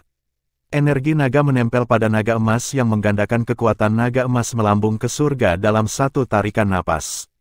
Itu berlari ke depan dengan berani seperti naga nyata turun. Tang Wulin sangat gembira, tidak ada keraguan bahwa dia telah berhasil. Meskipun naga emas melambung ke surga mengkonsumsi 2 kali kekuatan garis keturunan dan jumlah kekuatan jiwa yang lebih besar dibandingkan dengan keadaan biasa. Namun, kekuatan ledakan itu lebih dari 2 kali lipat. Apalagi itu benar-benar telah melampaui batas pangkatnya. Hanya keterampilan fusi jiwa bela diri yang bisa menyaingi kemampuannya ini. 2 master jiwa diminta untuk meluncurkan keterampilan fusi jiwa bela diri, dan itu menghabiskan banyak energi setelah diluncurkan, sehingga sulit untuk meluncurkan kembali dalam waktu singkat dan hanya ada satu metode tunggal. Namun, perpaduan jiwa bela diri dan garis keturunan Tang Wulin dapat diterapkan pada kemampuannya. Bagaimana ini bisa disaingi oleh keterampilan fusi jiwa bela diri yang sederhana? Long Yuxue sudah menjatuhkan tangannya. Dia melihat naga emas membentangkan sayapnya dan mengaum dengan acuh tak acuh di udara, dan dia mengerti bahwa dia bahkan tidak memiliki peluang. Dia hanya mengalami ketidakberdayaan total ketika dia berperang melawan ayahnya. Seberapa kuat dia, seberapa jauh dia akan pergi sebelum dia mencapai batasnya. Long Yuxue sangat terkejut, dia sudah lupa bahwa dia masih dalam kompetisi dan orang yang pamer di tengah arena adalah lawannya. Tubuh Tang Wulin bergoyang setelah dia menarik kembali tombak naga emas. Dia menjejakkan kaki kanannya ke tanah dan dengan keras berteriak, naga emas mengguncang bumi. Bab 985. Sebanyak 8 naga emas muncul saat ini. Naga emas muncul dengan tanaman merambat Blue Silver Emperor mirip dengan segudang bintang yang mengelilingi bulan. Golden Dragon Soars to the Heaven baru saja meledak dengan ledakan keras dan berubah menjadi aliran udara. Energi dahsyat yang mengejutkan arena kompetisi memicu angin kencang. 8 naga emas terbang ke segala arah. Tang Wulin tiba-tiba meraung marah untuk melepaskan Golden Dragon Roar. Kepala naga emas besar yang 3 kali lebih besar dari Golden Dragon Soars to the Heaven muncul dengan gagah berani. Kepala naga emas awalnya sekitar 2 meter tetapi tumbuh sampai 4 meter setelah infus tanaman anggur Kaisar Blue Silver yang tak terhitung jumlahnya. Soundwave yang mengerikan itu mengguncang seluruh arena kompetisi dengan keras. Tang Wulin tidak menyadari bahwa itu dia melepaskan Golden Dragon Roar ke arah Long Yuxue di kejauhan. Jarak mereka 100 meter, tetapi Long Yuxue bisa merasakan semburan aura panas yang tak tertandingi bertiup ke wajahnya dengan geram. Gelombang suara yang mengerikan dan serangan spiritual bersama dengan arus listrik ungu yang dilepaskan dari mata naga raksasa menyebabkan pikirannya menjadi kosong. Tubuhnya bergetar sekali sebelum dia jatuh ke tanah. Pada saat berikutnya, tubuh virtualnya hancur berkeping-keping sebelum dia benar-benar menghilang dari panggung kompetisi. Golden Dragon Roar berada di puncaknya sekarang. Latihan panjang dan terus-menerus Tang Wulin dengan tombaknya di tengah panggung kompetisi sebelumnya telah memungkinkannya untuk menyalurkan aura kuat yang dihasilkan dari perpaduan jiwa bela diri dan kekuatan garis keturunannya ke Golden Dragon Roar. Seluruh ruang terguncang dari deru tadi. Long Yuxue tertangkap basah sehingga dia bahkan tidak memiliki kesempatan untuk bereaksi terhadap situasi sebelum dia meninggalkan arena kompetisi. Jika itu terjadi di luar, armor pertempurannya akan melindungi tubuhnya ketika berangkat oleh respons stres. Di dunia yang disimulasikan, armor perang tidak akan muncul tanpa dia memulai penempatan. Kemenangan, Tang kecil. Tang Wulin masih bersemangat dari pertempuran, namun ia dipindahkan lagi pada saat berikutnya. Aku menang. Dia melihat tombak naga emas di tangannya saat ingatannya kembali ke pikirannya. Dia mengingat adegan di mana tubuh Long Yuxue meledak ketika dia mengarahkan Golden Dragon Roar ke kejauhan pada saat terakhir. Oh tidak, Tang Wulin keluar dari jaringan pertempuran dan keluar dari Stardow Cabin dengan cepat. Dia mengubah pakaiannya sekaligus sebelum berlari keluar. Dia belum pernah mati di jaringan pertempuran simulasi sebelumnya. Jadi, dia tidak yakin bagaimana rasanya mati di tempat ini dan apakah itu akan membawa perasaan mendalam yang mirip dengan platform kenaikan roh. Tidak ada keraguan bahwa Long Yuxue akan mengalami rasa sakit yang menyiksa ketika dia hancur berkeping-keping sebelumnya. Dia mengkhawatirkan kesehatan Long Yuxue jika serangan itu tidak dilemahkan oleh jaringan. Dengan demikian, ia meninggalkan tempat tinggal dengan tergesa-gesa dan berlari langsung ke arah tempat istirahat tentara. Salju diterbangkan ke udara dimanapun dia lewat sehingga semua orang menatapnya. Dalam beberapa menit, dia berlari ke tempat istirahat tentara tempat Stardow Cabin berada. Tempat itu sudah dikemas ke tepi jurang dengan kerumunan besar berkumpul di luar juga. Tang Wulin hendak memeras ketika dia segera berhenti. Apa yang kamu lakukan? Melewati antrian. Apakah kamu tidak memiliki etika? Seorang pria jangkung dengan tubuh besar menghalangi jalan di depan Tang Wulin. Tang Wulin sangat cemas saat ini. Dia merasa seolah-olah telah kembali ke Akademi Shrek. Tanpa sadar, dia meraih bahu orang itu dan melemparkannya. Dia setidaknya 100 kg, namun dia mirip dengan rumput di genggaman Tang Wulin. Area istirahat yang ramai beberapa waktu lalu menjadi tenang. Tidak ada yang berani menghentikan Tang Wulin masuk. Dia menerobos kerumunan, dan dalam waktu singkat dia berada di dalam. Pada pandangan pertama, dia menemukan Long Yuxue. Wajah Long Yuxue tampak pucat saat dia berjalan keluar dari dalam. Stardow Cabin dilengkapi dengan ruang ganti terpasang yang akan didesinfeksi sebelum pengguna memasukinya. Apakah kamu baik-baik saja? Tang Wulin mengambil langkah maju dan memegang bahunya dalam upaya untuk merasakan apakah fluktuasi esensi darahnya terganggu. Long Yuxue terkejut ketika Tang Wulin memegang bahunya. Dia mendongak untuk menemukan bahwa itu adalah Tang Wulin. Meskipun dia terkejut, dia merasakan kehangatan di hatinya pada saat yang sama. Kemarahan dalam hatinya hilang. Dia menggelengkan kepalanya dengan lembut. Saya baik-baik saja. Petik 2. Tang Wulin merasa lega. Apakah itu sakit ketika kamu terluka di kabin simulasi? Apakah seseorang menderita rasa sakit yang sama ketika seseorang meninggal dalam simulasi seperti platform kenaikan roh Spirit Pagoda? Long Yuxue menggelengkan kepalanya. Bagaimana mungkin pemerintah federal menghasilkan sesuatu yang sesempurna Spirit Pagoda? Sensasi rasa sakitnya turun menjadi 20%, jadi tidak ada bahaya. Namun, masih cukup menyakitkan bagiku. Apakah kau bahkan manusia untuk memperlakukan saya begitu? Petik 2. Long Yuxue tiba-tiba merasakan bahwa suasana di sekitarnya terasa berbeda pada saat ini. Dia mengangkat kepalanya tanpa sadar dan menatap sekelilingnya. Dia menemukan sekelompok orang menatapnya dengan bingung. Ada ratusan orang yang antri, namun tatapan setiap orang terpaku pada mereka saat ini. Sejumlah orang menatap dengan bingung sementara beberapa mulut mereka terkejut. Namun, yang lain memiliki ekspresi aneh di wajah mereka. Apa yang terjadi? Apa yang kalian semua lihat? Kata Long Yuxue dengan malu-malu, wajahnya yang menawan memerah-merah. Zhang Huanyun sedang dalam mood yang buruk saat ini. Dia merasa agak ceria pada awalnya. Dia secara pribadi telah mencoba Stardoll Battle Network yang dikembangkan oleh Federasi. Dia telah mendengar tentang jaringan pertempuran dari laporan oleh Departemen Penelitian Ilmiah ketika dia menghadiri pertemuan di ibu kota Federasi, Kota Minggu. Pada saat yang sama, ia mencobanya dan menemukan simulasi cukup mengesankan. Dibandingkan dengan perangkat simulasi di masa lalu, Federasi tidak hanya mengembangkan kecerdasan buatan yang termasuk dalam jaringan tetapi yang lebih penting, itu juga ramah pengguna. Bahkan orang awam pun bisa menggunakannya. Itu sangat membantu dalam mengangkat kaliber tentara. Sebagai komandan resimen jenderal dan saat ini dari tentara Dewa Darah, ia memegang status bergengsi di ketentaraan. Pengaruh tentara Dewa Darah agak mirip pengaruh Akademi Shrek di dunia guru jiwa. Sejumlah personel penting dalam ketentaraan adalah para perwira militer yang dipromosikan setelah 10 tahun mengabdi di tentara Dewa Darah. Dengan demikian, posisinya di antara para atasan militer benar-benar dibedakan sebagai komandan resimen pasukan Dewa Darah.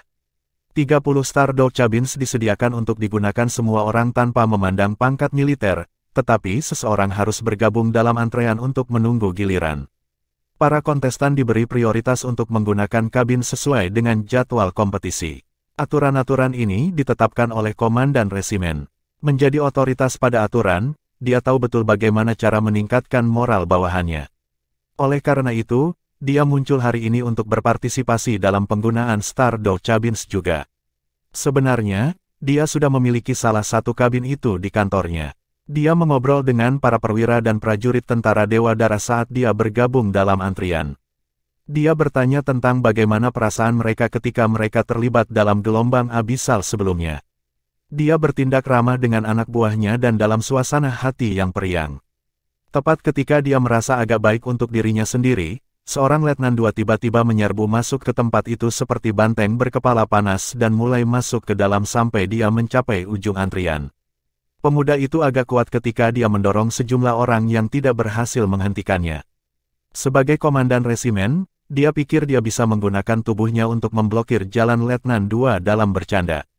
Ketika dia hendak menanyakan mengapa pemuda yang terburu-buru, bahwa dia melanggar aturan, dia tidak mengharapkan muda untuk meraih bahunya dan melemparkannya ke samping tanpa mengucapkan sepatah kata pun. Menjadi gelar 98 judul Douluo dan Master Armor Pertempuran 4 kata, yang merupakan salah satu dari sedikit orang di puncak dunia, Zhang Huanyun tidak menyangka akan berakhir dalam situasi yang memalukan seperti itu. Pemuda itu bertindak terlalu gegabah. Ditambah dengan kurangnya persiapan untuk situasi ini, Zhang Huanyun tidak pernah menyangka seorang Letnan II akan menyerangnya.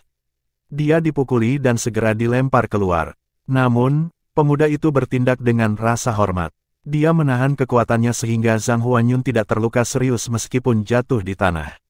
Meskipun demikian, sebagai komandan resimen dan komandan tertinggi seluruh pasukan, bagaimana mungkin Zhang Huanyun dalam suasana hati yang baik ketika ia diusir oleh seorang Letnan II di bawah mata yang tajam dari kerumunan yang menonton. Pada saat ini, jenderal dengan 3 bintang yang disematkan di pundaknya memiliki lengan akimbo ketika dia menyaksikan sepasang anak muda yang menunjukkan kepedulian satu sama lain. Tiba-tiba dia sadar bahwa dia mengenali gadis muda itu. Apakah dia bukan yang kedua dalam perintahnya, Putri Long Tianwu? Tiba-tiba, Long Yuxue juga memperhatikan kehadiran komandan resimen. Dia tidak bisa membantu menutupi mulutnya dengan tangannya. Zhang Huanyun tidak hadir lebih awal ketika dia datang, jadi dia tidak berharap untuk bertemu dengannya. Petugas senior, dia berdiri dengan perhatian dan memberi hormat. Tang Wulin dikejutkan oleh tindakan tiba-tiba Long Yuxue. Dia buru-buru melonggarkan cengkeramannya di bahu Kate saat dia berbalik dan tampak terkejut. Oh, seorang jenderal bintang 3 seperti Blood One. Dia punya firasat tentang identitas orang itu meskipun itu hanya tebakan liar. Dia berdiri dengan perhatian dan memberi hormat segera setelah Long Yuxue. Namun, firasat buruk muncul di hati Tang Wulin saat dia memberi hormat. Dia tiba-tiba teringat sesuatu saat ini. Selain itu, dia merasa orang ini agak akrab. Zhang Huanyun mengangkat alisnya dan, dengan perhatiannya pada Tang Wulin, berteriak, "Namamu." Bab 986. Tang Wulin berdiri dengan perhatian dengan tatapannya tertuju dan ekspresi tabah, bertindak seolah-olah dia bukan orang yang membuang Zhang Huanyun sebelumnya. Zhang Huanyun marah oleh pemuda ini. Sial, bagaimana dia bisa berpura-pura tidak ada hubungannya dengan menyingkirkan Zhang Huanyun lebih awal. Bagaimanapun, pemuda itu memiliki sikap yang menyenangkan tentangnya. Apakah kamu tidak mengetahui aturan di sini? Mengapa kamu tidak mengantri seperti orang lain? Tanya Zhang Huanyun dengan tenang. Ekspresi Tang Wulin tetap tenang seperti sebelumnya. Melaporkan seperti yang diperintahkan, Sir. Saya menghadapi perwira tinggi Long Yuxue dalam kompetisi tadi. Sesuatu terjadi selama konfrontasi dan saya khawatir dia mungkin terluka di Stardow Battle Network, jadi saya datang bergegas untuk memeriksanya. Kompetisi, kamu tidak di sini. Jadi, bagaimana kamu mengambil bagian dalam kompetisi? Kamu dari Batalion Dewa Darah. Dia hanya memperhatikan mawar merah di gelang Dewa Darah di pergelangan tangan Tang Wulin. Ya, Tuan, saya Tang Wulin, personel supernumerari dari Batalion Dewa Darah. Zhang Huanyun berbicara, baiklah. Batalion Dewa Darah hanya menghasilkan pahlawan dan tidak pernah melanggar aturan. Anda akan dihukum seperti prajurit biasa ketika Anda melanggar aturan meskipun Anda berstatus sebagai pejuang Batalion Dewa Darah. Mengerti, Tang Wulin segera menjawab, saya menolak untuk taat. Orang-orang di sekitarnya menjadi gempar mendengar kata-katanya. Siapa Zhang Huanyun? Dia adalah komandan resimen tentara darah dewa yang baru diangkat. Dia telah menghabiskan 60 tahun di pegunungan tak berujung untuk mencapai posisinya sebagai komandan resimen dengan dipromosikan satu peringkat pada suatu waktu sejak awal sebagai seorang prajurit pribadi. Dia tak ada bandingannya dan reputasinya di seluruh tentara Dewa Darah bahkan tidak bisa disaingi oleh darah satu Douluo yang tak berperasaan, Cao Desi. Tang Wulin mungkin adalah orang pertama dalam beberapa dekade terakhir yang berani berbicara dengannya dengan cara seperti itu. Zhang Huanyun tertawa. Mengapa kamu menolak untuk mematuhi perintah? Tang Wulin mengalihkan pandangannya. Aku pikir hukumanmu mungkin tidak sesuai dengan kesalahan yang dilakukan. Zhang Huanyun tertawa terbahak-bahak. Oh, begitu, kamu pikir aku tidak memperlakukan kamu dengan adil? Ya, kata Tang Wulin. Zhang Huanyun berbicara, sebagai seorang prajurit dari Federasi dan Komandan Resimen Pasukan Darah Dewa, saya melakukan yang terbaik untuk bersikap adil kepada setiap prajurit di bawah saya. Saya tidak akan pernah membiarkan perasaan pribadi saya mempengaruhi penilaian saya. Saya telah mematuhi ini sejak hari pertama aku bergabung dengan pasukan Dewa Darah, dan sudah 60 tahun dan 163 hari sampai hari ini. Itu tidak pernah berubah. Namun, bibir Tang Wulin berkedut sekali. Dia tidak akan membuat pengecualian untukku, kan? Aku tidak akan membuat pengecualian untukmu. Lagi pula, kamu tidak berada di bawah perintahku. Hukumanmu akan lebih berat karena pelanggaranmu dalam menyerang seorang perwira senior. Ikuti aku. Zhang Huanyun melambaikan tangannya ke Tang Wulin saat dia berbicara sebelum dia berbalik dan berjalan keluar. Long Yuxue hanya berhasil bertanya dengan lembut saat ini, apa yang kamu lakukan? Tang Wulin berbicara dengan senyum pahit, aku terburu-buru sebelumnya dan dia menghalangi jalanku. Jadi, aku meraihnya dan melemparkannya ke samping. Lutut Long Yuxue tertekuk, dan dia hampir duduk di tanah. Bahkan ayahnya akan menyebut lelaki itu sebagai paman secara pribadi. Namun, Long Yuxue memutar matanya yang indah saat dia memandang Tang Wulin berbeda sekarang sebagai hasil dari perubahan perasaannya. Dia bertindak sangat impulsif karena dia khawatir dengan keselamatanku. Tang Wulin dengan patuh mengikuti di belakang Zhang Huanyun saat mereka berjalan keluar dari tempat istirahat. Zhang Huanyun berjalan dengan langkah panjang dan dengan kepala terangkat tinggi. Tang Wulin tidak merasa terganggu, dia juga tidak bisa melihat perubahan emosional pada Zhang Huanyun. Jiwanya telah menjalani pelatihan di Pulau Iblis, sehingga ia dapat dengan tenang menganalisis situasi apapun yang dihadapinya alih-alih diliputi kecemasan. Apa itu tentara Dewa Darah? Itu adalah malaikat penjaga federasi. Dia telah menjadi komandan resimen angkatan darat selama beberapa dekade dan jenderal federasi adalah orang yang memiliki integritas dan ketabahan. Meskipun Tang Wulin menganiayanya sebelumnya, dia yakin bahwa Zhang Huanyun bisa merasakan bahwa dia menahan kekuatannya sehingga Zhang Huanyun tidak akan terluka bahkan jika dia adalah seorang awam. Selain itu, Tang Wulin melakukannya dalam keadaan meringankan. Bagaimana mungkin Zhang Huanyun dengan posisi komandan resimeninya mengganggu orang yang tidak penting seperti Tang Wulin? Dengan demikian, Tang Wulin menolak untuk patuh sehingga meninggalkan kesan mendalam pada komandan resimen. Seorang prajurit harus memiliki semangat pantang menyerah, bukan? Selain itu, dia tidak berpikir dia melakukan kesalahan. Dia melompati antrian bukan karena dia tidak sabar, tetapi dia lebih peduli dengan kondisi rekannya. Long Yuxue tampaknya tidak setenang dirinya. Dia diikuti oleh sisi Tang Wulin. Dia bingung dengan apa yang harus dia lakukan sekarang. Justru karena dia telah tinggal di pegunungan tanpa akhir sepanjang tahun, dia bahkan lebih menyadari betapa bergengsinya posisi Zhang Huanyun di militer. Bahkan batalion Dewa Darah mematuhi perintah Zhang Huanyun. Zhang Huanyun berjalan langsung ke markas operasi sementara Tang Wulin dan Long Yuxue mengikuti di belakang hampir seolah-olah mereka adalah dua pengawalnya. Zhang Huanyun berbalik dengan senyum licik di wajahnya saat dia melihat dua pemuda yang memasuki lift. Mereka terlihat seperti pasangan yang sempurna. Bocah itu benar-benar tampan dan menyaingi penampilan saya ketika saya masih muda. Petik 1. Tang Wulin, kamu dari mana? Zhang Huanyun baru saja kembali, jadi dia tidak kenal dengan rekrutan baru ini. Tang Wulin segera menjawab, Akademi Shrek. Ekspresi Zhang Huanyun berubah secara spontan setelah mendengar kata-kata, Akademi Shrek. Dia mengerutkan kening dan berbicara, kamu mendaftar sebagai tentara setelah Akademi Shrek dihancurkan. Meskipun ada ribuan orang di pasukan Dewa Darah, dia hampir bisa mengingat mereka masing-masing karena dia telah menghabiskan beberapa dekade di ketentaraan. Dia tidak mengenali Letnan II, Tang Wulin, jadi dia harus menjadi anggota baru. Tidak sulit baginya untuk mengetahui kenaikan jabatan Letnan II Tang Wulin karena ada kasus pasang surut abisal baru-baru ini. Itu sangat normal bagi Tang Wulin untuk dipromosikan begitu cepat. Ya, perwira senior, kata Tang Wulin keras. Zhang Huanyun melebarkan matanya dan menghela nafas. Shrek, Tang Wulin bisa tahu ada rasa kasihan yang berat di mata pria itu, tidak seperti kesedihan dalam Blood 3 dan Blood 5. Dia tahu bahwa komandan resimen itu bukan dari Akademi Shrek pasti. Zhang Huanyun berkata, jadi kamu tidak di sini karena Akademi mengirimmu, kan? Tang Wulin menjawab, Douluo Amorous Douluo yang dihormati dari Sekte Tang menyuruhku mendaftar di pasukan Dewa Darah.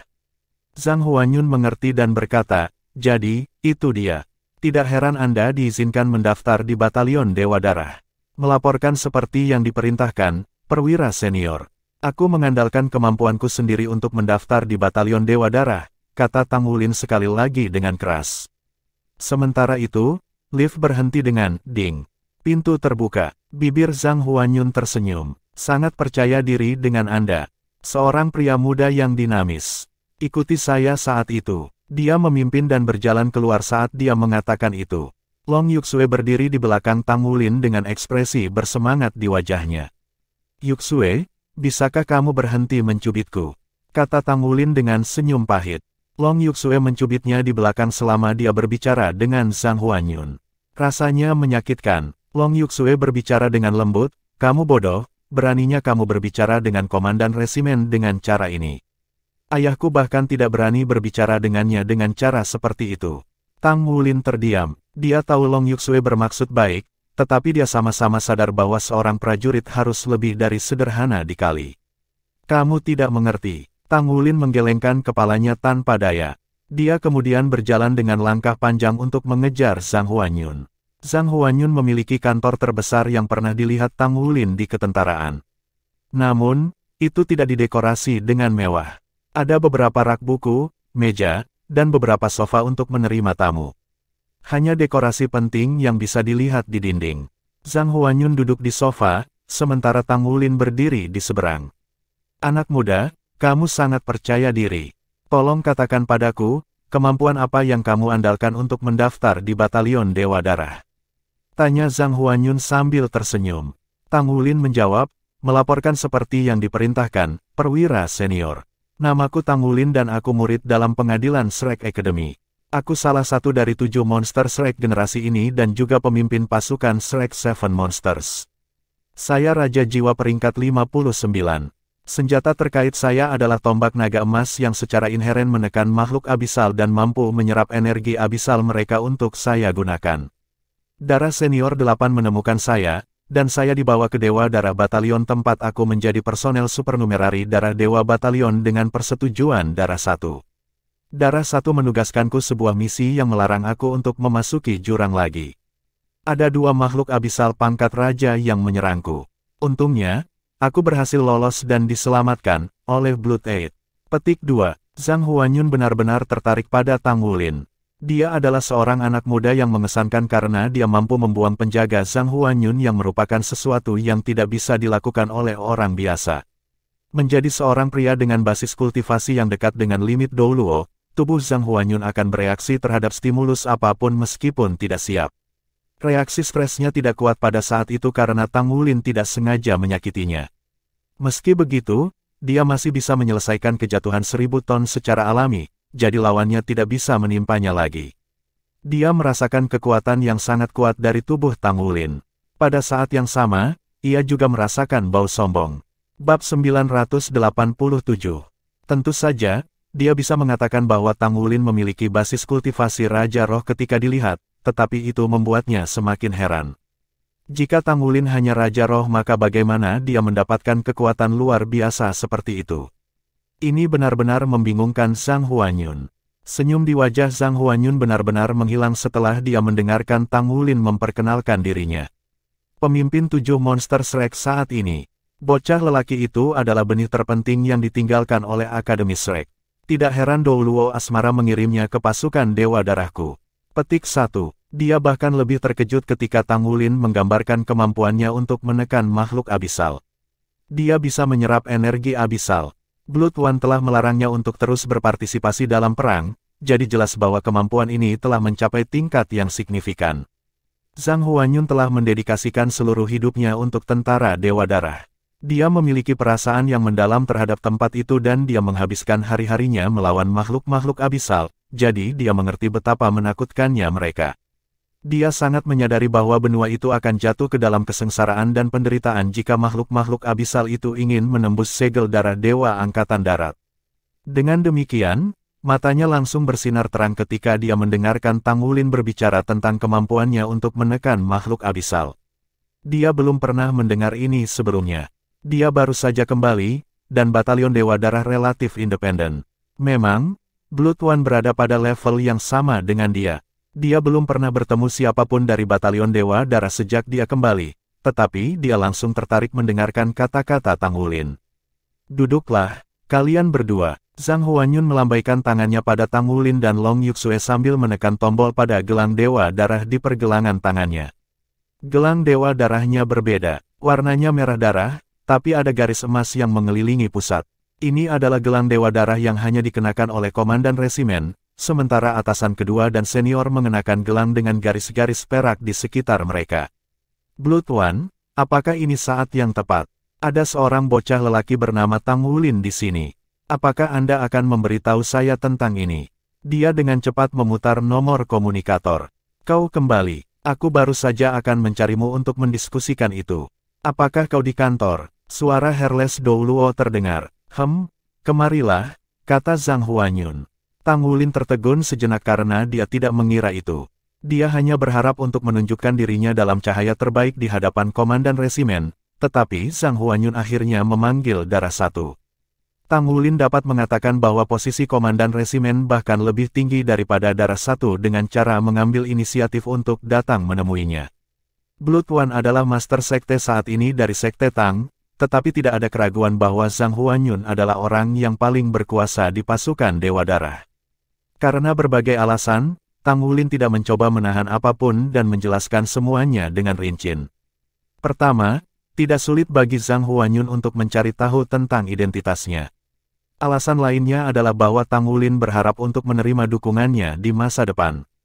Pria ini adalah Jenderal Federasi dan Komandan Resimen Pasukan Dewa Darah, sehingga tidak diragukan lagi, akan jauh lebih mudah untuk membangun kembali Akademi Shrek di masa depan dengan dukungannya. Tidak butuh waktu lama sebelum Blood One mendorong membuka pintu dan masuk. Dia melihat Tang Wulin. Tang Wulin buru-buru berdiri dan memberi hormat kepadanya, diikuti oleh Long Yuxue. Gadis muda itu masih merasa agak bingung saat ini. Kedua pria di hadapannya adalah yang paling dihormati di Blood God Army, memegang posisi tertinggi. Blood One melirik Tang Wulin sebelum dia duduk di sebelah Zhang Huanyun. Bocah itu berkata bahwa kemampuannya bisa menekan makhluk abisal. Sejauh mana? Zhang Huanyun bertanya pada Blood One. Blood One dengan acuh tak acuh menjawab, lihatlah dirimu sendiri. Ketika dia berbicara, dia menekan sebuah tombol pada gelang Dewa Darah dan memproyeksikan sinar cahaya ke dinding putih di sisinya. Adegan yang ditampilkan di dinding adalah penampilan Tang Wulin selama pertempuran melawan gelombang abisal. Zhang Huanyun menyaksikan dengan sedih, tanpa emosi muncul di wajahnya. Namun, ekspresinya sedikit berubah ketika dia menyaksikan penampilan jari raksasa itu dan Raja Mei di kemudian hari. Kalian berdua akan pergi sekarang, kata Zhang Huanyun kepada Tang Wulin dan Long Yuxue. Ya, perwira senior. Tang Wulin berdiri dan memandang Blood One. Hanya setelah Blood One mengangguk padanya dia pergi, mengambil langkah panjang. Long Yuxue mengikuti dengan tergesa-gesa saat mereka berjalan keluar dari kantor Zhang Huanyun. Dia tidak bisa menahan diri untuk tidak bertanya begitu mereka berjalan keluar dari ruangan, apa yang terjadi? Ada apa dengan sandiwara itu? Batalion Darah Dewa mengizinkanmu untuk bergabung karena mereka menghargai kemampuan tombak naga emasmu. Tang Wulin mengangguk. Kurasa kamu bisa mengatakan itu. Long Yuxue mengerutkan kening. Bagaimana bisa komandan resimen melepaskanmu begitu mudah? Tang Wulin merasa terdiam sehingga dia berkata, gadis, kamu sepertinya tidak pandai membaca orang. Mungkinkah kamu berpikir bahwa komandan resimen akan mempermasalahkan seorang letnan 2 seperti saya? Kamu terlalu banyak berpikir, dia hanya tertarik pada saya semata-mata untuk kemampuan saya. Namun, tidak perlu bagi saya untuk membuat kesan lagi. Ayo pergi. Kembali ke kultivasi. Aku tidak pandai membaca orang. Siapa yang membuat tubuhku hancur berkeping-keping dalam kompetisi? Kamu berani melakukannya setelah aku merawatmu dengan baik ketika kamu mendaftar di ketentaraan. Huff. Petik 2. Buruk saya, Tuan. Mengapa saya tidak mentraktir Anda makan? Aku akan memesan dari jendela nomor 1. 10 porsi. Tapi Anda tidak bisa makan terlalu banyak, Tuan. Kata Tang Wulin dengan senyum pahit. Aku akan berbagi dengan orang lain jika aku tidak bisa menyelesaikannya. Aku tidak akan membuang makanan, jangan khawatir. Baiklah, baiklah. Terserah kamu. Tang Wulin dan Long Yuxue pergi, sementara Zhang Huanyun dan Blood One saling melirik dengan kekhawatiran di kantor. Kau benar-benar pekerjaan, Cao Desi. Kau sangat cepat mengkhianati orang lain, iya. Zhang Huanyun memelototi Blood One. Amorous Douluo berbicara tanpa ekspresi. Bagaimana kamu bisa mengatakan bahwa aku mengkhianatimu? Jangan lupa bahwa akulah yang membawa anak ini dari Sekte Tang. Aku tidak peduli tentang itu. Dia milikku setelah dia secara resmi mendaftar di Blood God Army. Apa bedanya siapa yang mengirimnya? Efek Golden Dragon Spear-nya berhubungan dengan upaya keseluruhan pasukan kita dalam melawan jurang. Ini adalah bukan masalah kecil. Bagaimana Anda bisa membawanya ke batalion Dewa Darah seperti ini? Saya tidak peduli. Kembalikan dia ke saya akan menugaskannya ke posisi khusus, sehingga dia bisa mengikuti saya dan keselamatannya akan menjadi dipastikan. Petik 2. Bahkan tidak memikirkannya, apakah aku akan bisa membawanya kembali jika dia mengikutimu? Blood One balas menembak tanpa ragu sedikit pun. Zhang Huanyun berbicara, apa yang salah dengan mengikutiku? Mungkinkah kamu tidak tahu bahwa aku mencari calon pengantin pria seiring bertambahnya usia? Pasukan Dewa Darah kita berbeda dari pasukan lainnya. Komandan resimen sangat berbobot, tanggung jawab, jadi harus ada penerus dengan kemampuan yang memadai untuk mengambil alih posisi saya. Selain itu, siapapun yang diajukan oleh saya ke markas tentara pasti akan disetujui. Saya belum menemukan orang yang cocok untuk mewarisi posisi saya, cukup mengesankan dan dia masih muda. Selain itu, kemampuannya bahkan dapat menekan semua jenis makhluk di pesawat abisal. Mungkin, dia bahkan bisa mengandung bagian abisal selama berabad-abad jika dia bisa diolah, maka akhirnya aku bisa menyerahkan tugasku dengan mudah. Petik 2. Darah 1 cemberut. Kamu pasti bermimpi. Terlalu bagus untuk menjadi kenyataan. Bukannya aku tidak mengizinkannya, tetapi bahkan jika aku memberikannya kepadamu, dia tidak bisa menjadi penerusmu. Apakah kamu tahu apa tanggung jawab anak ini? Sedang mengangkat bahunya. Petik 2. Zhang Huanyun berbicara, Akademi Shrek, benar. Tentu saja saya tahu itu, tetapi Anda juga harus tahu bahwa banyak tangan terlibat dalam penghancuran Akademi Shrek. Sendiri, tidak mungkin untuk membangun kembali Akademi Shrek, tidak peduli seberapa luar biasa dia.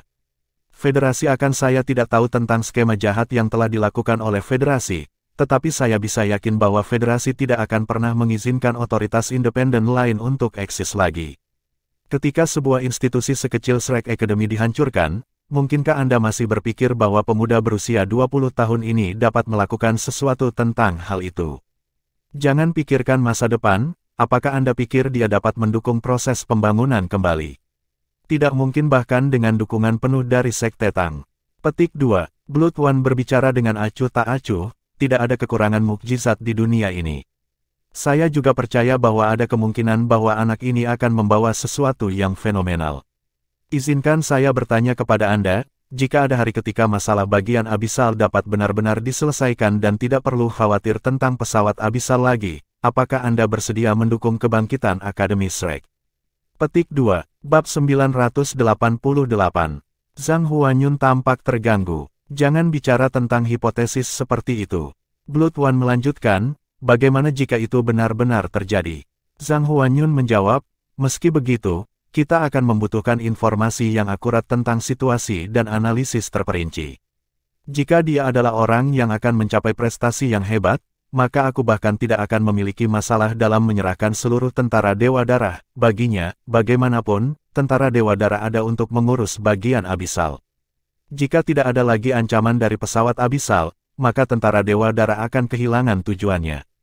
Apa yang terjadi di masa depan bukan urusan saya juga bisa meluangkan waktu untuk bersantai, jika saya harus hidup selama itu saja. Petik 2. Blood One mengangguk. Hanya itu yang dibutuhkan. Zhang Huanyun tidak bisa menahan diri untuk tidak bertanya, Anda benar-benar berpikir bahwa pemuda ini dapat mengubah gelombang antara energi pesawat Abyssal dan kita? Blood One tersenyum tipis. Kenapa tidak? Setidaknya ada kesempatan. Tombak Golden Dragon-nya jauh lebih efektif daripada yang kamu pikirkan. Tidak hanya basis budidayanya kuat, tetapi kemampuan garis keturunannya juga lebih hebat. Dia mampu menjadi pemimpin Shrek Seven Monsters, jadi kemampuannya tidak bisa dihilangkan. Dia juga pandai besi Saint Craftsman peringkat. Dia adalah Saint Craftsman termuda dalam sejarah pandai besi. Aku belum berpikir kau tahu itu. Petik 2. Apakah kamu serius? Kali ini, Zhang Huanyun benar-benar terkejut. Bahkan tidak ada satupun Saint Craftsman di seluruh Blood God Army. Blood One mengangkat bahu. Jika bukan karena perintah Long Tianwu yang melarang dia menggunakan jasa-jasanya yang diperoleh dari pandai besi untuk meningkatkan pangkatnya, saya pikir dia akan bisa menjadi jenderal besar dalam waktu kurang dari setahun. Apakah Anda percaya itu? Zhang Huanyun tampaknya sedang mempertimbangkan. Bagaimana dengan rencanamu? Blood One menjawab, sebelum dia cukup kuat, pertama-tama kita harus menyembunyikannya. Pesawat Abyssal telah memperhatikan efek dari Golden Dragon Spear-nya. Permaisuri Mei bahkan bergabung dengan serangan itu sendiri. Jika kita membiarkannya melanjutkan pertempuran dan Abyssal pesawat bersedia membayar berapapun harganya, akan sangat sulit bagi kita untuk menghentikannya bahkan jika kita mau. Saya telah mengirimnya untuk memasuki tantangan jaringan pertempuran Star Federal sehingga ia dapat melatihnya untuk beberapa waktu. Kekuatannya telah mencapai titik di mana dia dapat mengambil tugas solo, itu akan menjadi waktu ketika kita akan berperang habis-habisan melawan pesawat Abyssal. Saya sangat ingin melihat apa yang akan terjadi ketika dia memasukkan Golden Dragon Spear-nya ke tubuh Abyssal Monarchs 108. The Abyssal Monarchs pada dasarnya adalah 108 titik tumpuan dari pesawat Abyssal, dari koneksi mereka dengan dunia kita.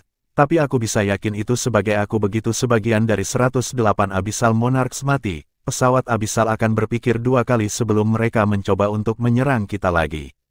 Petik 2. Masalah terbesar yang kita hadapi sekarang adalah bahwa kita tidak dapat benar-benar memakainya. Jika tidak, mengapa kita akan sangat tertekan setelah melawan mereka selama ribuan tahun, dengan generasi demi generasi prajurit tentara Dewa Darah? Mata Zhang Huanyun berkedip. Aku mengerti apa yang kamu katakan.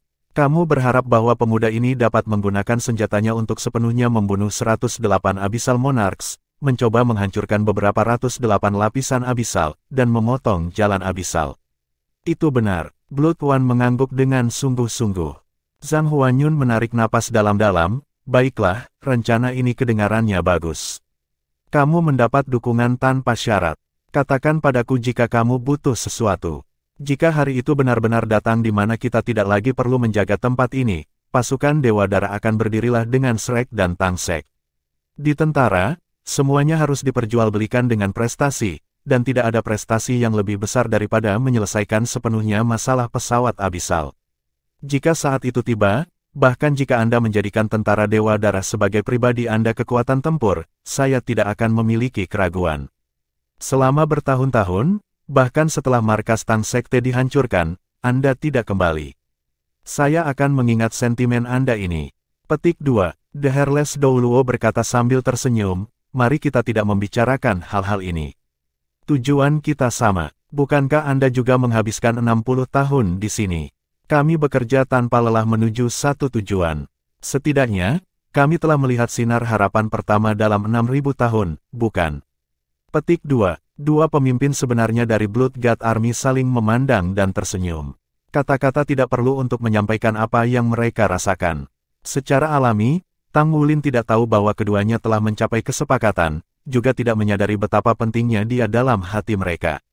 Setelah dia memperlakukan Long Yuxue untuk makan, dia kembali ke asramanya dan terus berkultivasi dengan tenang. Pertarungannya dengan Long Yuxue hari itu telah membuahkan hasil besar. Dia benar-benar meningkatkan jiwa bela diri dengan kekuatan garis keturunannya untuk pertama kalinya. Baginya, ini memiliki implikasi yang sangat besar. Itu membuat kekuatannya secara keseluruhan meningkat dengan lompatan besar. Dia meraih tombak naga emasnya dan bermeditasi saat dia duduk bersila. Dia diam-diam merasakan dukungan Dragon Core-nya dalam kekuatan jiwanya.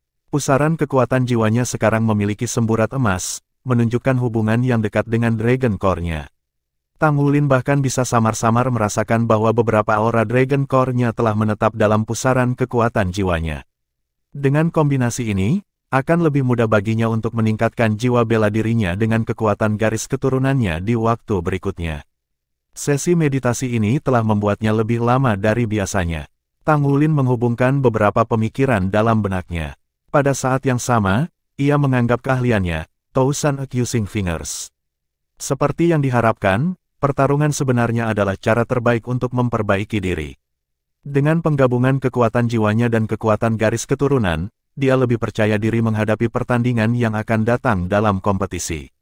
Old Tang mengatakan bahwa dia perlu menggunakan kemampuannya sendiri untuk membuat 3 gerakan terakhir dari Golden Dragon Nine Moves. Setelah kekuatan garis keturunannya meningkatkan jiwa bela dirinya, ia mulai memiliki beberapa ide. Dia jelas membutuhkan lebih banyak waktu untuk menata pikirannya, tetapi setidaknya itu adalah awal yang baik. Cahaya redup berkedip. Tang Wulin perlahan-lahan muncul dari keadaan meditasinya. Dia dengan hati-hati membuka matanya dan segala sesuatu di sekitarnya tampak lebih jelas. Meskipun tidak ada peningkatan nyata pada basis kultivasinya, ia merasa seolah-olah dilahirkan kembali. Dia mengerahkan kekuatan secara tidak sadar, dan setiap ototnya menegang seketika. Inti naganya berada di tengah-tengah tubuhnya, dan bersinar dengan cahaya keemasan yang menyilaukan. Pusaran jiwanya dengan cepat diwarnai oleh lapisan emas yang samar. Keduanya selalu dalam kondisi di mana mereka bisa bergabung. Namun, sangat disayangkan bahwa basis budidaya kekuatan jiwanya dan basis budidaya garis keturunan belum berada pada peringkat yang sama. Begitu jiwa intinya terbentuk, Tang Wulin percaya bahwa penggabungan dua inti ini pasti akan menghasilkan reaksi yang kuat. Dia menantikan kedatangan hari itu. Setidaknya, dari penampilan saat ini, tidak terlalu jauh. Mungkin, ketika dia menerobos kekuatan jiwa peringkat 60 dan menjadi kaisar jiwa, inti jiwanya akan berhasil dipadatkan. Dia masih memiliki kartu as di lengan bajunya. Ketika saatnya tiba, ia akan langsung menggabungkan cincin jiwanya yang berumur 100.000 tahun dengan Damas Tulip. Meskipun ia bermaksud untuk mengubah Damas Tulip menjadi jiwa rohnya dan bukan cincin jiwanya karena itu tidak akan meningkatkan kekuatan jiwanya terlalu banyak, ia merasa bahwa tidak mungkin jiwa intinya tidak akan berhasil bergabung dengan itu dengan penambahan 100-nya cincin 1000 tahun jiwa.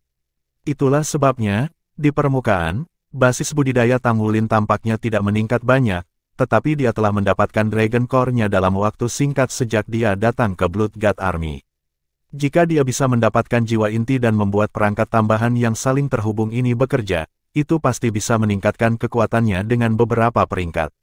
Jika dia mencapai itu, bahkan Tang Wulin sendiri tidak akan bisa menilai tingkat kekuatan tempurnya akan mencapai. Senyum tipis muncul di wajah Tang Wulin, dan dia bangkit. Dia terkejut ketika dia melihat waktu. Sudah waktunya untuk pertandingan hari kedua. Dia awalnya berencana untuk makan. Dia dengan cepat memasuki kabin Stardow dan terhubung ke Battle Network. Sekali lagi, itu adalah waktu untuk pertarungan Mesya hari itu. Tang Wulin langsung menuju lapangan kompetisi dan langsung masuk. Pilihan, melee Mesya, senjata, tombak. Tang Wulin telah memasuki kompetisi Mesya untuk melatih kemampuan serangan jarak jauhnya. Namun, setelah dia mulai berlatih dengan tombak, ada perubahan rencana. Sebelum dia menyelesaikan langkah Tousan menuduh Fingers, dia berniat untuk bersaing dengan tombak. Bab 989. Tang Wulin memasuki tahap kompetisi. Sebuah bayangan muncul di sisi yang berlawanan dan sebuah Mesya muncul. Kali ini, itu bukan lagi jarak jauh tapi Mesya pertempuran jarak dekat. Senjata lawan adalah pedang dengan pisau panjang melengkung. Pedang itu sedikit lebih panjang dari tombak di tangan Tang Wulin. Pedang-pedang itu panjangnya lebih dari 6 meter dan lebar 2 meter. Itu tebal dan berat, terlihat sangat kuat dan mengesankan. 3, 2, 1, mulai. Suara elektronik yang kasar itu mengumumkan pertarungan Mesya kedua Tang Wulin dalam kompetisi. Keduanya berlari menuju satu sama lain tanpa ragu sedikitpun. Itu sederhana dan mudah ketika dua Mesya tempur jarak dekat saling mendekati dengan cepat. Ketika satu Mesya pertarungan jarak dekat bertarung dengan yang lain dalam pertempuran, pemenangnya adalah siapapun yang memiliki keterampilan bertarung yang lebih kuat, dan keterampilan jiwa yang lebih baik dalam memperkuat Mesya seseorang. Secara umum, basis kultivasi Master Jiwa harus kuat untuk memperkuat keterampilan jiwa Mesya dalam pertempuran jarak dekat. Akan sangat sulit bagi seorang Master Jiwa di bawah basis budidaya 3 cincin untuk bertarung dalam pertempuran Mesya menggunakan jiwa bela dirinya. Kekuatannya akan terlalu lemah untuk merusak perisai pelindung lawan. Master Mesya manapun akan mempertimbangkan apakah jiwa bela dirinya cocok dengan Mesya pilihan mereka. Master Mesya hanya bisa mengerahkan pengaruh mereka yang paling kuat ketika jiwa bela diri mereka sepenuhnya kompatibel dengan Mesya mereka dalam pertempuran Mesya. Mesya lawan mengangkat pedang panjang di tangannya dan menebas Tang Wulin dengan cepat. Pedang meledak dengan kecepatan kilat meskipun begitu besar dan berat. Hanya butuh beberapa saat sebelum itu terjadi pada Mesya Tang Wulin. Pedang itu begitu cepat. Tang Wulin menyipitkan matanya saat tangannya meluncur di atas panel kontrol dengan cepat. Tombak di tangan Mesya memblokir serangan dengan gerakan ke atas. Lawan lebih unggul dan menolak untuk bergerak. Ujung pedang memantul untuk mengungkapkan gagang. Lawan kemudian mengandalkan kekuatannya untuk mendorong pisau lurus ke kabin operasi Tang Wulin. Langkah yang sangat ganas. Tang Wulin menggeser Mesya ke belakang. Pada saat yang sama, baling-baling di punggung lawan menyala. Bila pedang hampir berada di atas Tang Wulin. Tang Wulin diblokir dengan tombaknya sekali lagi dalam gerakan ke atas, saat ia berusaha mencari istirahat di pertahanan lawannya. Petarung lawan telah melepaskan baling-balingnya hanya sesaat, mematikannya sebelum menerjang maju. Upaya Tang Wulin untuk memblokir gagal sementara lawannya memanfaatkan kesempatan untuk menyapu pedang panjang secara horizontal di pinggang Mesya tempur dekat Tang Wulin. Tang Wulin bisa mengatakan bahwa Master Mesya berpengalaman dalam mengoperasikan Mesya pertempuran jarak dekat dalam pertempuran yang sebenarnya. Di sisi lain, dia tidak begitu mahir dalam mengoperasikan Mesya dan sedikit dirugikan. Namun, dia tetap tenang. Dia tidak panik bahkan ketika dihadapkan dengan bahaya. Hampir tidak ada waktu baginya untuk menarik kembali tombak, tetapi gerakan kakinya tidak melambat. Sebaliknya, dia menyerang lawannya. Baling-baling di punggung lawannya bersinar terang dan kecepatannya meningkat secara eksponensial. Sementara itu, dia mengangkat tombaknya dan memegangnya dengan tegak. Dia akan menggunakannya sebagai tongkat panjang untuk menghancurkan Mesya lawan. Mesya yang berlawanan terus bergerak secara horizontal dengan pedang panjangnya mengiris tanpa ampun di depan. Pada saat yang sama, gagangnya ditarik dengan keras. Mesya Tang Wulin tampaknya langsung menuju ujung pedang. Tidak hanya itu, pancaran api muncul dengan tiba-tiba dari Mesya lawan. Cahaya pedang itu bersinar dengan dinginnya pahit dan aura yang sombong. Mesya lawan berjongkok untuk menghindari serangan Tang Wulin sementara keterampilan jiwanya dilepaskan dengan sempurna. Lawan tidak akan membiarkan dirinya terperangkap dalam ketidakberuntungan sebelum ia menggunakan keterampilan jiwanya. Desas-desus, bahwa siapapun yang melepaskan jiwa bela diri seseorang pertama kali akan berakhir pada posisi yang dikompromikan, ternyata tidak masuk akal ketika seseorang dihadapkan oleh orang yang benar-benar terampil dalam pertempuran yang sebenarnya. Keterampilan jiwa lawan meledak dengan waktu yang sempurna. Itu menempatkan Tang Wulin yang melepaskan baling-balingnya ke dalam situasi putus asa. Tang Wulin menyaksikan tanpa daya karena tidak ada cara untuk menghindar. Dia mengendalikan mesia pertarungan dekatnya untuk membuat gerakan yang sangat aneh. Tiba-tiba, mesia bergoyang sekali dan mengubah arahnya dengan baling-balingnya dihidupkan dengan kekuatan penuh. Itu tidak bergerak ke samping tetapi ke atas. Mesia perlu menahan kekuatan belok yang sangat kuat ketika ia mengubah arah dengan baling-balingnya berjalan dengan kecepatan tinggi. Master Mesia akan menghadapi situasi yang sama juga. Seseorang tanpa fisik yang sangat kuat tidak akan mampu menahan manuvernya. Secara alami, itu tidak akan menjadi masalah bagi Tang Wulin. Namun, Mesianya hanya model standar biasa, jadi itu tidak akan mampu menahan kekuatan. Meskipun demikian, dia menemukan cara. Dia melepaskan kekuatan jiwa dari tubuhnya yang kemudian meresap ke dalam setiap sendi Mesia untuk menstabilkan struktur Mesia secara instan. Mesia tidak melepaskan perisai pelindungnya, tapi ada lapisan tambahan cahaya putih berkabut di permukaannya. Itu tepatnya kekuatan jiwa metode surga misterius Tang Wulin. Sinar pedang hampir memotong daerah di bawah kakinya sementara tombak di tangannya yang memukul ke bawah berada pada posisi optimal untuk ditusuk. Ujung tombak itu bercahaya dengan lapisan cahaya putih berkabut. Itu menembus langsung ke daerah di atas kepala Mesia lawan. Segalanya terjadi dalam sekejap, dari saat lawan mengeluarkan keterampilan jiwanya yang berapi-api dengan cahaya pedang yang berkilau hingga Tang Wulin mengalihkan mecanya. Mesia lawan yang berjongkok awalnya tiba-tiba melompat dan berlari secara diagonal di udara untuk menghindari serangan tombak Tang Wulin. Pada saat yang sama, pedang panjang di tangannya melambai ke belakang untuk menusuk Tang Wulin. Tang Wulin mengangkat tombaknya, dan kedua senjata itu bentrok sekali lagi. Bang! Kali ini, mereka sama-sama cocok. Kedua mesia diterbangkan ke arah yang berlawanan secara bersamaan. Mereka mendarat dengan dua dentang keras, bang, bang. Ekspresi kedua pembalap itu sungguh-sungguh ketika mereka berhadapan satu sama lain sekali lagi. Keduanya sama-sama sadar bahwa mereka sedang menghadapi seorang pejuang utama. Itu adalah pengalaman pertama Tang Wulin dalam bertarung melawan lawan dengan kendali cairan atas mesia. Kontrol lawan terhadap pedang panjangnya tampak semudah telapak tangan mengarahkan jari-jarinya. Seolah-olah mesia adalah bagian dari tubuh lawan. Selain itu, pedang panjangnya dipegang dengan kecepatan cepat luar biasa yang tampaknya dipengaruhi oleh kekuatan jiwanya. Namun, keinginan Tang Wulin untuk bertempur semakin kuat saat dia menghadapi lawan seperti itu. Oleh karena itu, dia tidak menggunakan jiwa bela diri dan kekuatan garis keturunannya tetapi hanya mengandalkan penguatan kekuatan jiwanya. Dia ingin meningkatkan teknik tombaknya, jadi dia tidak terburu-buru untuk mengalahkan lawan. Mesia Tang Wulin tiba-tiba maju selangkah sementara tombaknya menusuk dengan gagah. Dia bertindak berbeda kali ini dengan semangat dan energinya bersatu. Kekuatan jiwanya mengalir ke Mesia. Seolah-olah tubuhnya dan Mesia digabungkan menjadi satu. Lawan memilih untuk menggunakan pedang untuk menangkal tombak Tang Wulin yang tiba-tiba bergerak lebih cepat. Gagang pedang itu sedikit miring. Bang! Kesadaran tombak itu mekar selama tabrakan. Mesia lawan diguncang sampai jatuh kembali setengah langkah. Namun demikian, pedang panjangnya menusuk ke arah Tang Wulin. Lawan memanfaatkan panjang senjata itu.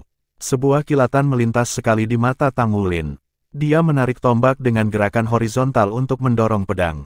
Keduanya bertarung dengan sengit dengan pedang dan tombak masing-masing dari jarak dekat.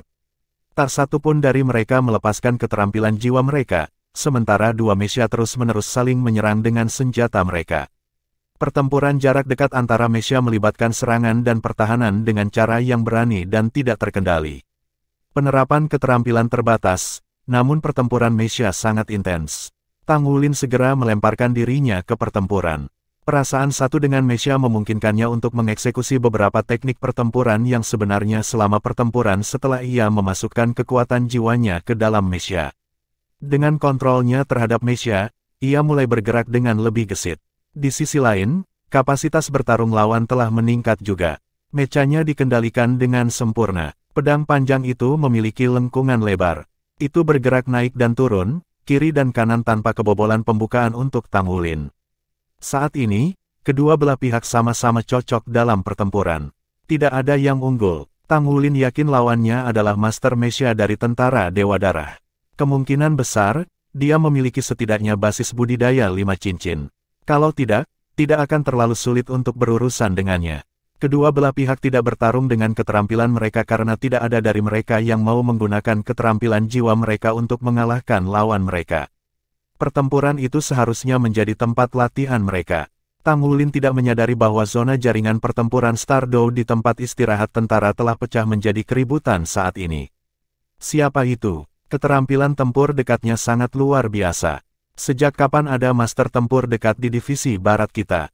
Bahkan komandan batalion ketiga tidak bisa menjatuhkannya. Benar-benar memuaskan untuk menonton ini. Sebuah layar besar ditempatkan di zona Stardow Battle Network yang memproyeksikan semua pertempuran yang sedang berlangsung di 30 Stardow Cabins untuk para prajurit, yang sedang menunggu giliran mereka, untuk menonton. Saat ini, layar menampilkan pertempuran antara Tang Wulin dan lawannya. Kedua belah pihak bertarung dengan berani saat pertempuran berlangsung. Mereka terkunci dalam pertarungan dengan pedang dan tombak mereka saling bersilangan. Itu adalah kesempatan langka untuk menyaksikan pertempuran seperti itu. Dan itu benar-benar kompetisi paling menarik dari divisi barat sejak pertempuran Mesya dimulai. Bab 990. Mereka berdua menunggu kesempatan untuk melepaskan keterampilan jiwa mereka. Kemenangan atau kekalahan akan ditentukan kemudian. Lawan terlalu kuat. Meskipun teknik komandan batalion ketiga sangat mengesankan, lawan masih dapat merespons sesuai. Apakah Anda melihat itu? Dia bisa mengalihkan arahnya beberapa kali ketika dia menggunakan baling-baling. Goyangan kiri dan kanan sebelumnya sangat brilian. Aku pasti akan dikejutkan oleh komandan batalion ketiga jika itu adalah aku. Petik 2. Siapa lawannya? Aku yakin dia bukan dari pihak kita. Tidak ada seorang pun di sini yang mengambil bagian dalam pertempuran Mesya menggunakan tombak sebagai senjata. Selain itu, tidak ada yang berada di level komandan batalion ketiga. Pertempuran jarak dekat komandan batalion ketiga keterampilan berada di atas dalam batalion darah besi kami. Komandan batalion pertama akan perlu menggunakan kekuatan kasar jika dia ingin mengalahkannya. Petik 2. Apa maksudmu dengan brute force? Suara tidak puas Jiang Wuyue terdengar. Tentara itu menjulurkan lidahnya dan terkikik. Halo, Pak. Petik 2. Jiang Wuyue sudah melihat layar besar dengan ekspresi penasaran di wajahnya. Dia telah berada di tempat itu selama beberapa waktu dan ingin sekali menyaksikan pertempuran antara kedua Mesya di layar. Keterampilan pertarungan jarak dekat yang ditampilkan di level ini pasti akan dianggap setinggi mungkin. Pada awalnya, Mesya dengan tombak jelas tidak menguntungkan dengan gerakannya yang berkarat dan berombak. Namun, orang tersebut memiliki kontrol yang sangat baik terhadap Mesya sehingga ia sering melakukan gerakan yang tidak bisa dilakukan oleh Mesya biasa untuk menghindari serangan komandan batalion ketiga. Namun, saat pertempuran berlangsung, Mesya pertempuran jarak dekat dengan tombak mulai bergerak lebih cepat. Selain itu, gerakannya menjadi lebih cair. Kedua belah pihak secara merata cocok setelah tombak bergerak dengan kecepatan cepat dengan roh yang gigih. Ada beberapa kesempatan di mana dia menyerang titik vital lawan untuk menangkal serangan yang dia hadapi. Peningkatannya drastis, bukan? Awalnya, dia menggunakan tombaknya untuk menipu lawannya, sehingga dia bisa menangkapnya lengah. Prajurit itu tepat sebelumnya. Jiang Wuyue takut dia akan perlu menggunakan kekuatan kasar jika dia ingin mengalahkan kedua petarung ini jika dia berada di dalam. Jiang Wuyue tidak terlalu menonjol dalam hal keterampilan tempurnya karena ia lebih kuat dengan jiwa bela dirinya. Boom, boom, boom. Pedang dan tombak saling bertabrakan 3 kali berturut-turut. Komandan batalion ketiga jatuh kembali dengan tiba-tiba menderita kekalahan dalam pertarungan brutal ini yang mengejutkan banyak orang. Cahaya api muncul dari Mesya segera setelah itu sehingga komandan batalion ketiga tampak memerah tiba-tiba. Pedang panjangnya terayun keluar, dan kali ini aliran cahaya pedang mirip dengan air yang mengalir keluar dan menghantam langsung ke arah lawan. Sepertinya komandan batalion ketiga berada pada posisi yang kurang menguntungkan sekarang. Kalau tidak, dia tidak akan mengambil inisiatif untuk menyerang, seseorang memanggil segera. Mesya Tang Wulin tidak bertarung dengan gegabah. Bahkan, ia mengayunkan tubuhnya dan melakukan serangkaian gerakan cerdik untuk menghindari serangan komandan batalion ketiga. Mengapa itu terlihat seperti trik membingungkan Ghost Sekte Tang?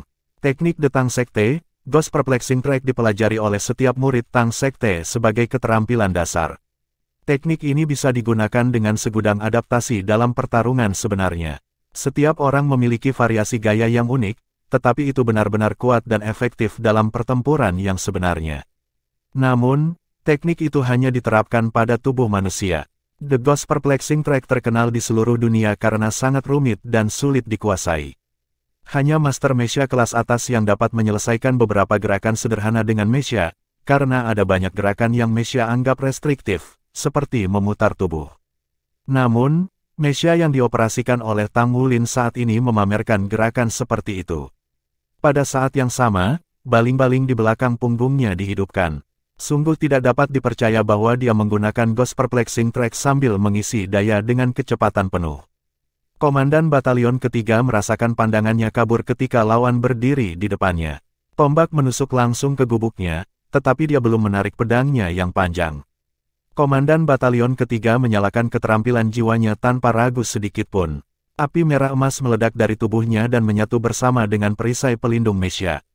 Pada saat yang sama, pedang panjang di tangannya menyapu.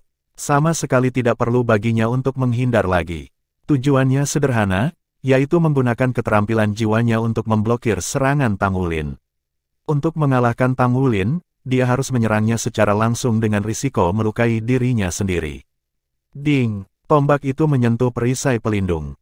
Komandan Batalion Ketiga tiba-tiba merasa pusing ketika semburan kuat sombong memancar ke seluruh tubuhnya. Kekuatan jiwa yang disalurkannya berhenti sejenak. Perisai pelindungnya berhasil memblokir serangan dari Mesya Tang Wulin, tetapi kesadaran tombak yang tumbuh dari tombak Tang Wulin menyebar ke kabin. Itu menyebabkan pedang panjang yang dikendalikan oleh lawan untuk berhenti sejenak, sementara nyala apinya melemah. Perisai pelindung pada mekanisme Tang Wulin diluncurkan sepenuhnya. Pada saat yang sama ia memblokir serangan pedang dengan kekuatan, ia berhasil menusuk ke depan dengan tombaknya. Kesadaran tombak meledak ketika tombak itu dinodai emas oleh kekuatan garis keturunannya yang kuat. Dia telah menjadi satu dengan mechanya selama transfer kekuatan garis keturunannya. Boom! Komandan Batalion Ketiga dihancurkan oleh kesadaran tombak yang datang meledakkan padanya. Visinya menjadi gelap ketika dia ditarik dari kompetisi. Di layar raksasa, tentara pasukan Dewa Darah sedang menonton adegan yang ditampilkan. Di mata mereka, pertempuran dari dua Tuan Mesya sedang berlangsung dengan lancar ketika, tiba-tiba, lawan yang menggunakan jalur bingung Ghost Tang Sek menghindari serangan Komandan Batalion Ketiga dan berhasil melakukan serangan balik secara efektif. Namun, Komandan Batalion Ketiga merespons dengan baik. Kombinasi keterampilan jiwanya dan perisai pelindung terbukti menjadi pertahanan sempurna melawan serangan balik. Namun, mereka tidak tahu mengapa pertahanan Komandan Batalion Ketiga runtuh pada saat terakhir. Lawan, di sisi lain, telah menembus langsung ke kabin Komandan Batalion Ketiga dengan tombaknya. Apa? Dia tidak mungkin kehilangan dengan sengaja, kan? Seorang mayor tidak bisa menahan diri untuk tidak berteriak. Selain kehilangan dengan sengaja, mereka benar-benar tidak bisa memikirkan kemungkinan lain. Secara alami, Komandan Batalion Ketiga tidak dengan sengaja kalah. Sebagai komandan batalion pertama, Jiang Wuyue memahami situasinya. Pada saat itu, tiba-tiba dia tersadar bahwa lawan komandan batalion ketiga tampak agak akrab. Kabin Stardow terbuka, dan komandan batalion ketiga merangkak keluar dengan ekspresi tidak menyenangkan. Kerumunan besar mengelilinginya saat dia keluar dari kabin. Komandan batalion, apa yang terjadi di sana? Bagaimana kamu tiba-tiba kehilangan pada saat terakhir? Tanya seorang prajurit. Komandan Batalion Ketiga berbicara dengan nada yang tidak menyenangkan, ketinggalan. Aku tidak ketinggalan sama sekali, walaupun orang itu aneh. Aku berhasil memblokir tombaknya sebelumnya, tetapi ada kekuatan mengejutkan yang terpancar ke kabin kontrol. Itu membuat saya tenggelam dalam penghentian sementara sehingga saya tidak bisa terus menyalurkan keterampilan jiwa saya. Itu adalah kemalangan. Saya benar-benar tidak dapat memahami apa itu. Itu seperti bentuk kejutan spiritual yang tidak ada hubungannya dengan apapun, keterampilan jiwa. Petik 2. Kesadaran tombak. Jiang Wuyue berjalan mendekat dan berdiri di depan Komandan Batalion Ketiga. Ekspresi Komandan Batalion Ketiga sedikit berubah. Rasanya seperti itu. Kenapa? Jiang Tua, pernahkah kamu merasakannya sebelumnya? Jiang Wuyue menyipit. Aku merasakannya sebelumnya, tapi itu tidak mungkin masa muda itu. Kesadaran tombaknya tidak bisa sekuat itu, dan dia seharusnya tidak bisa menggunakannya pada Mesya. Kamu benar-benar sial. Tang Wulin mengakhiri kompetisi sepenuhnya, karena ia baru saja memenangkan pertempuran lain. Selain itu, dia merasa sangat terinspirasi oleh pertempuran ini karena dia telah membuat perbaikan luar biasa dalam mengoperasikan Mesya. Paling tidak, dia telah belajar dari lawan bagaimana menggabungkan dirinya dengan Mesya. Dia percaya bahwa dia dapat mencapai peningkatan besar dalam mengoperasikan Mesya pada akhir kompetisi. Namun, lawan juga akan semakin kuat semakin ia maju dalam kompetisi. Cara baginya untuk maju adalah untuk menunjukkan lebih banyak kemampuannya nanti. Meskipun lawan sebelumnya memiliki teknik pertarungan jarak dekat yang mengesankan, dia tidak berpikir bahwa dia akan kalah. Alasannya sederhana, dia masih memiliki banyak kemampuan lain selain mengoperasikan Mesya. Sebagai contoh, Gold Song dan Overlord Dragon miliknya juga bisa terlibat dalam pertempuran secara langsung. Selain itu, keberhasilannya baru-baru ini dalam amplifikasi kekuatan garis keturunannya bersama dengan jiwa bela dirinya yang dapat mengisi kembali kekuatannya akan meningkatkan kemampuan bertarungnya. Semua atribut ini memastikan bahwa Tuan Mesya biasa tidak bisa mengalahkannya dengan mudah.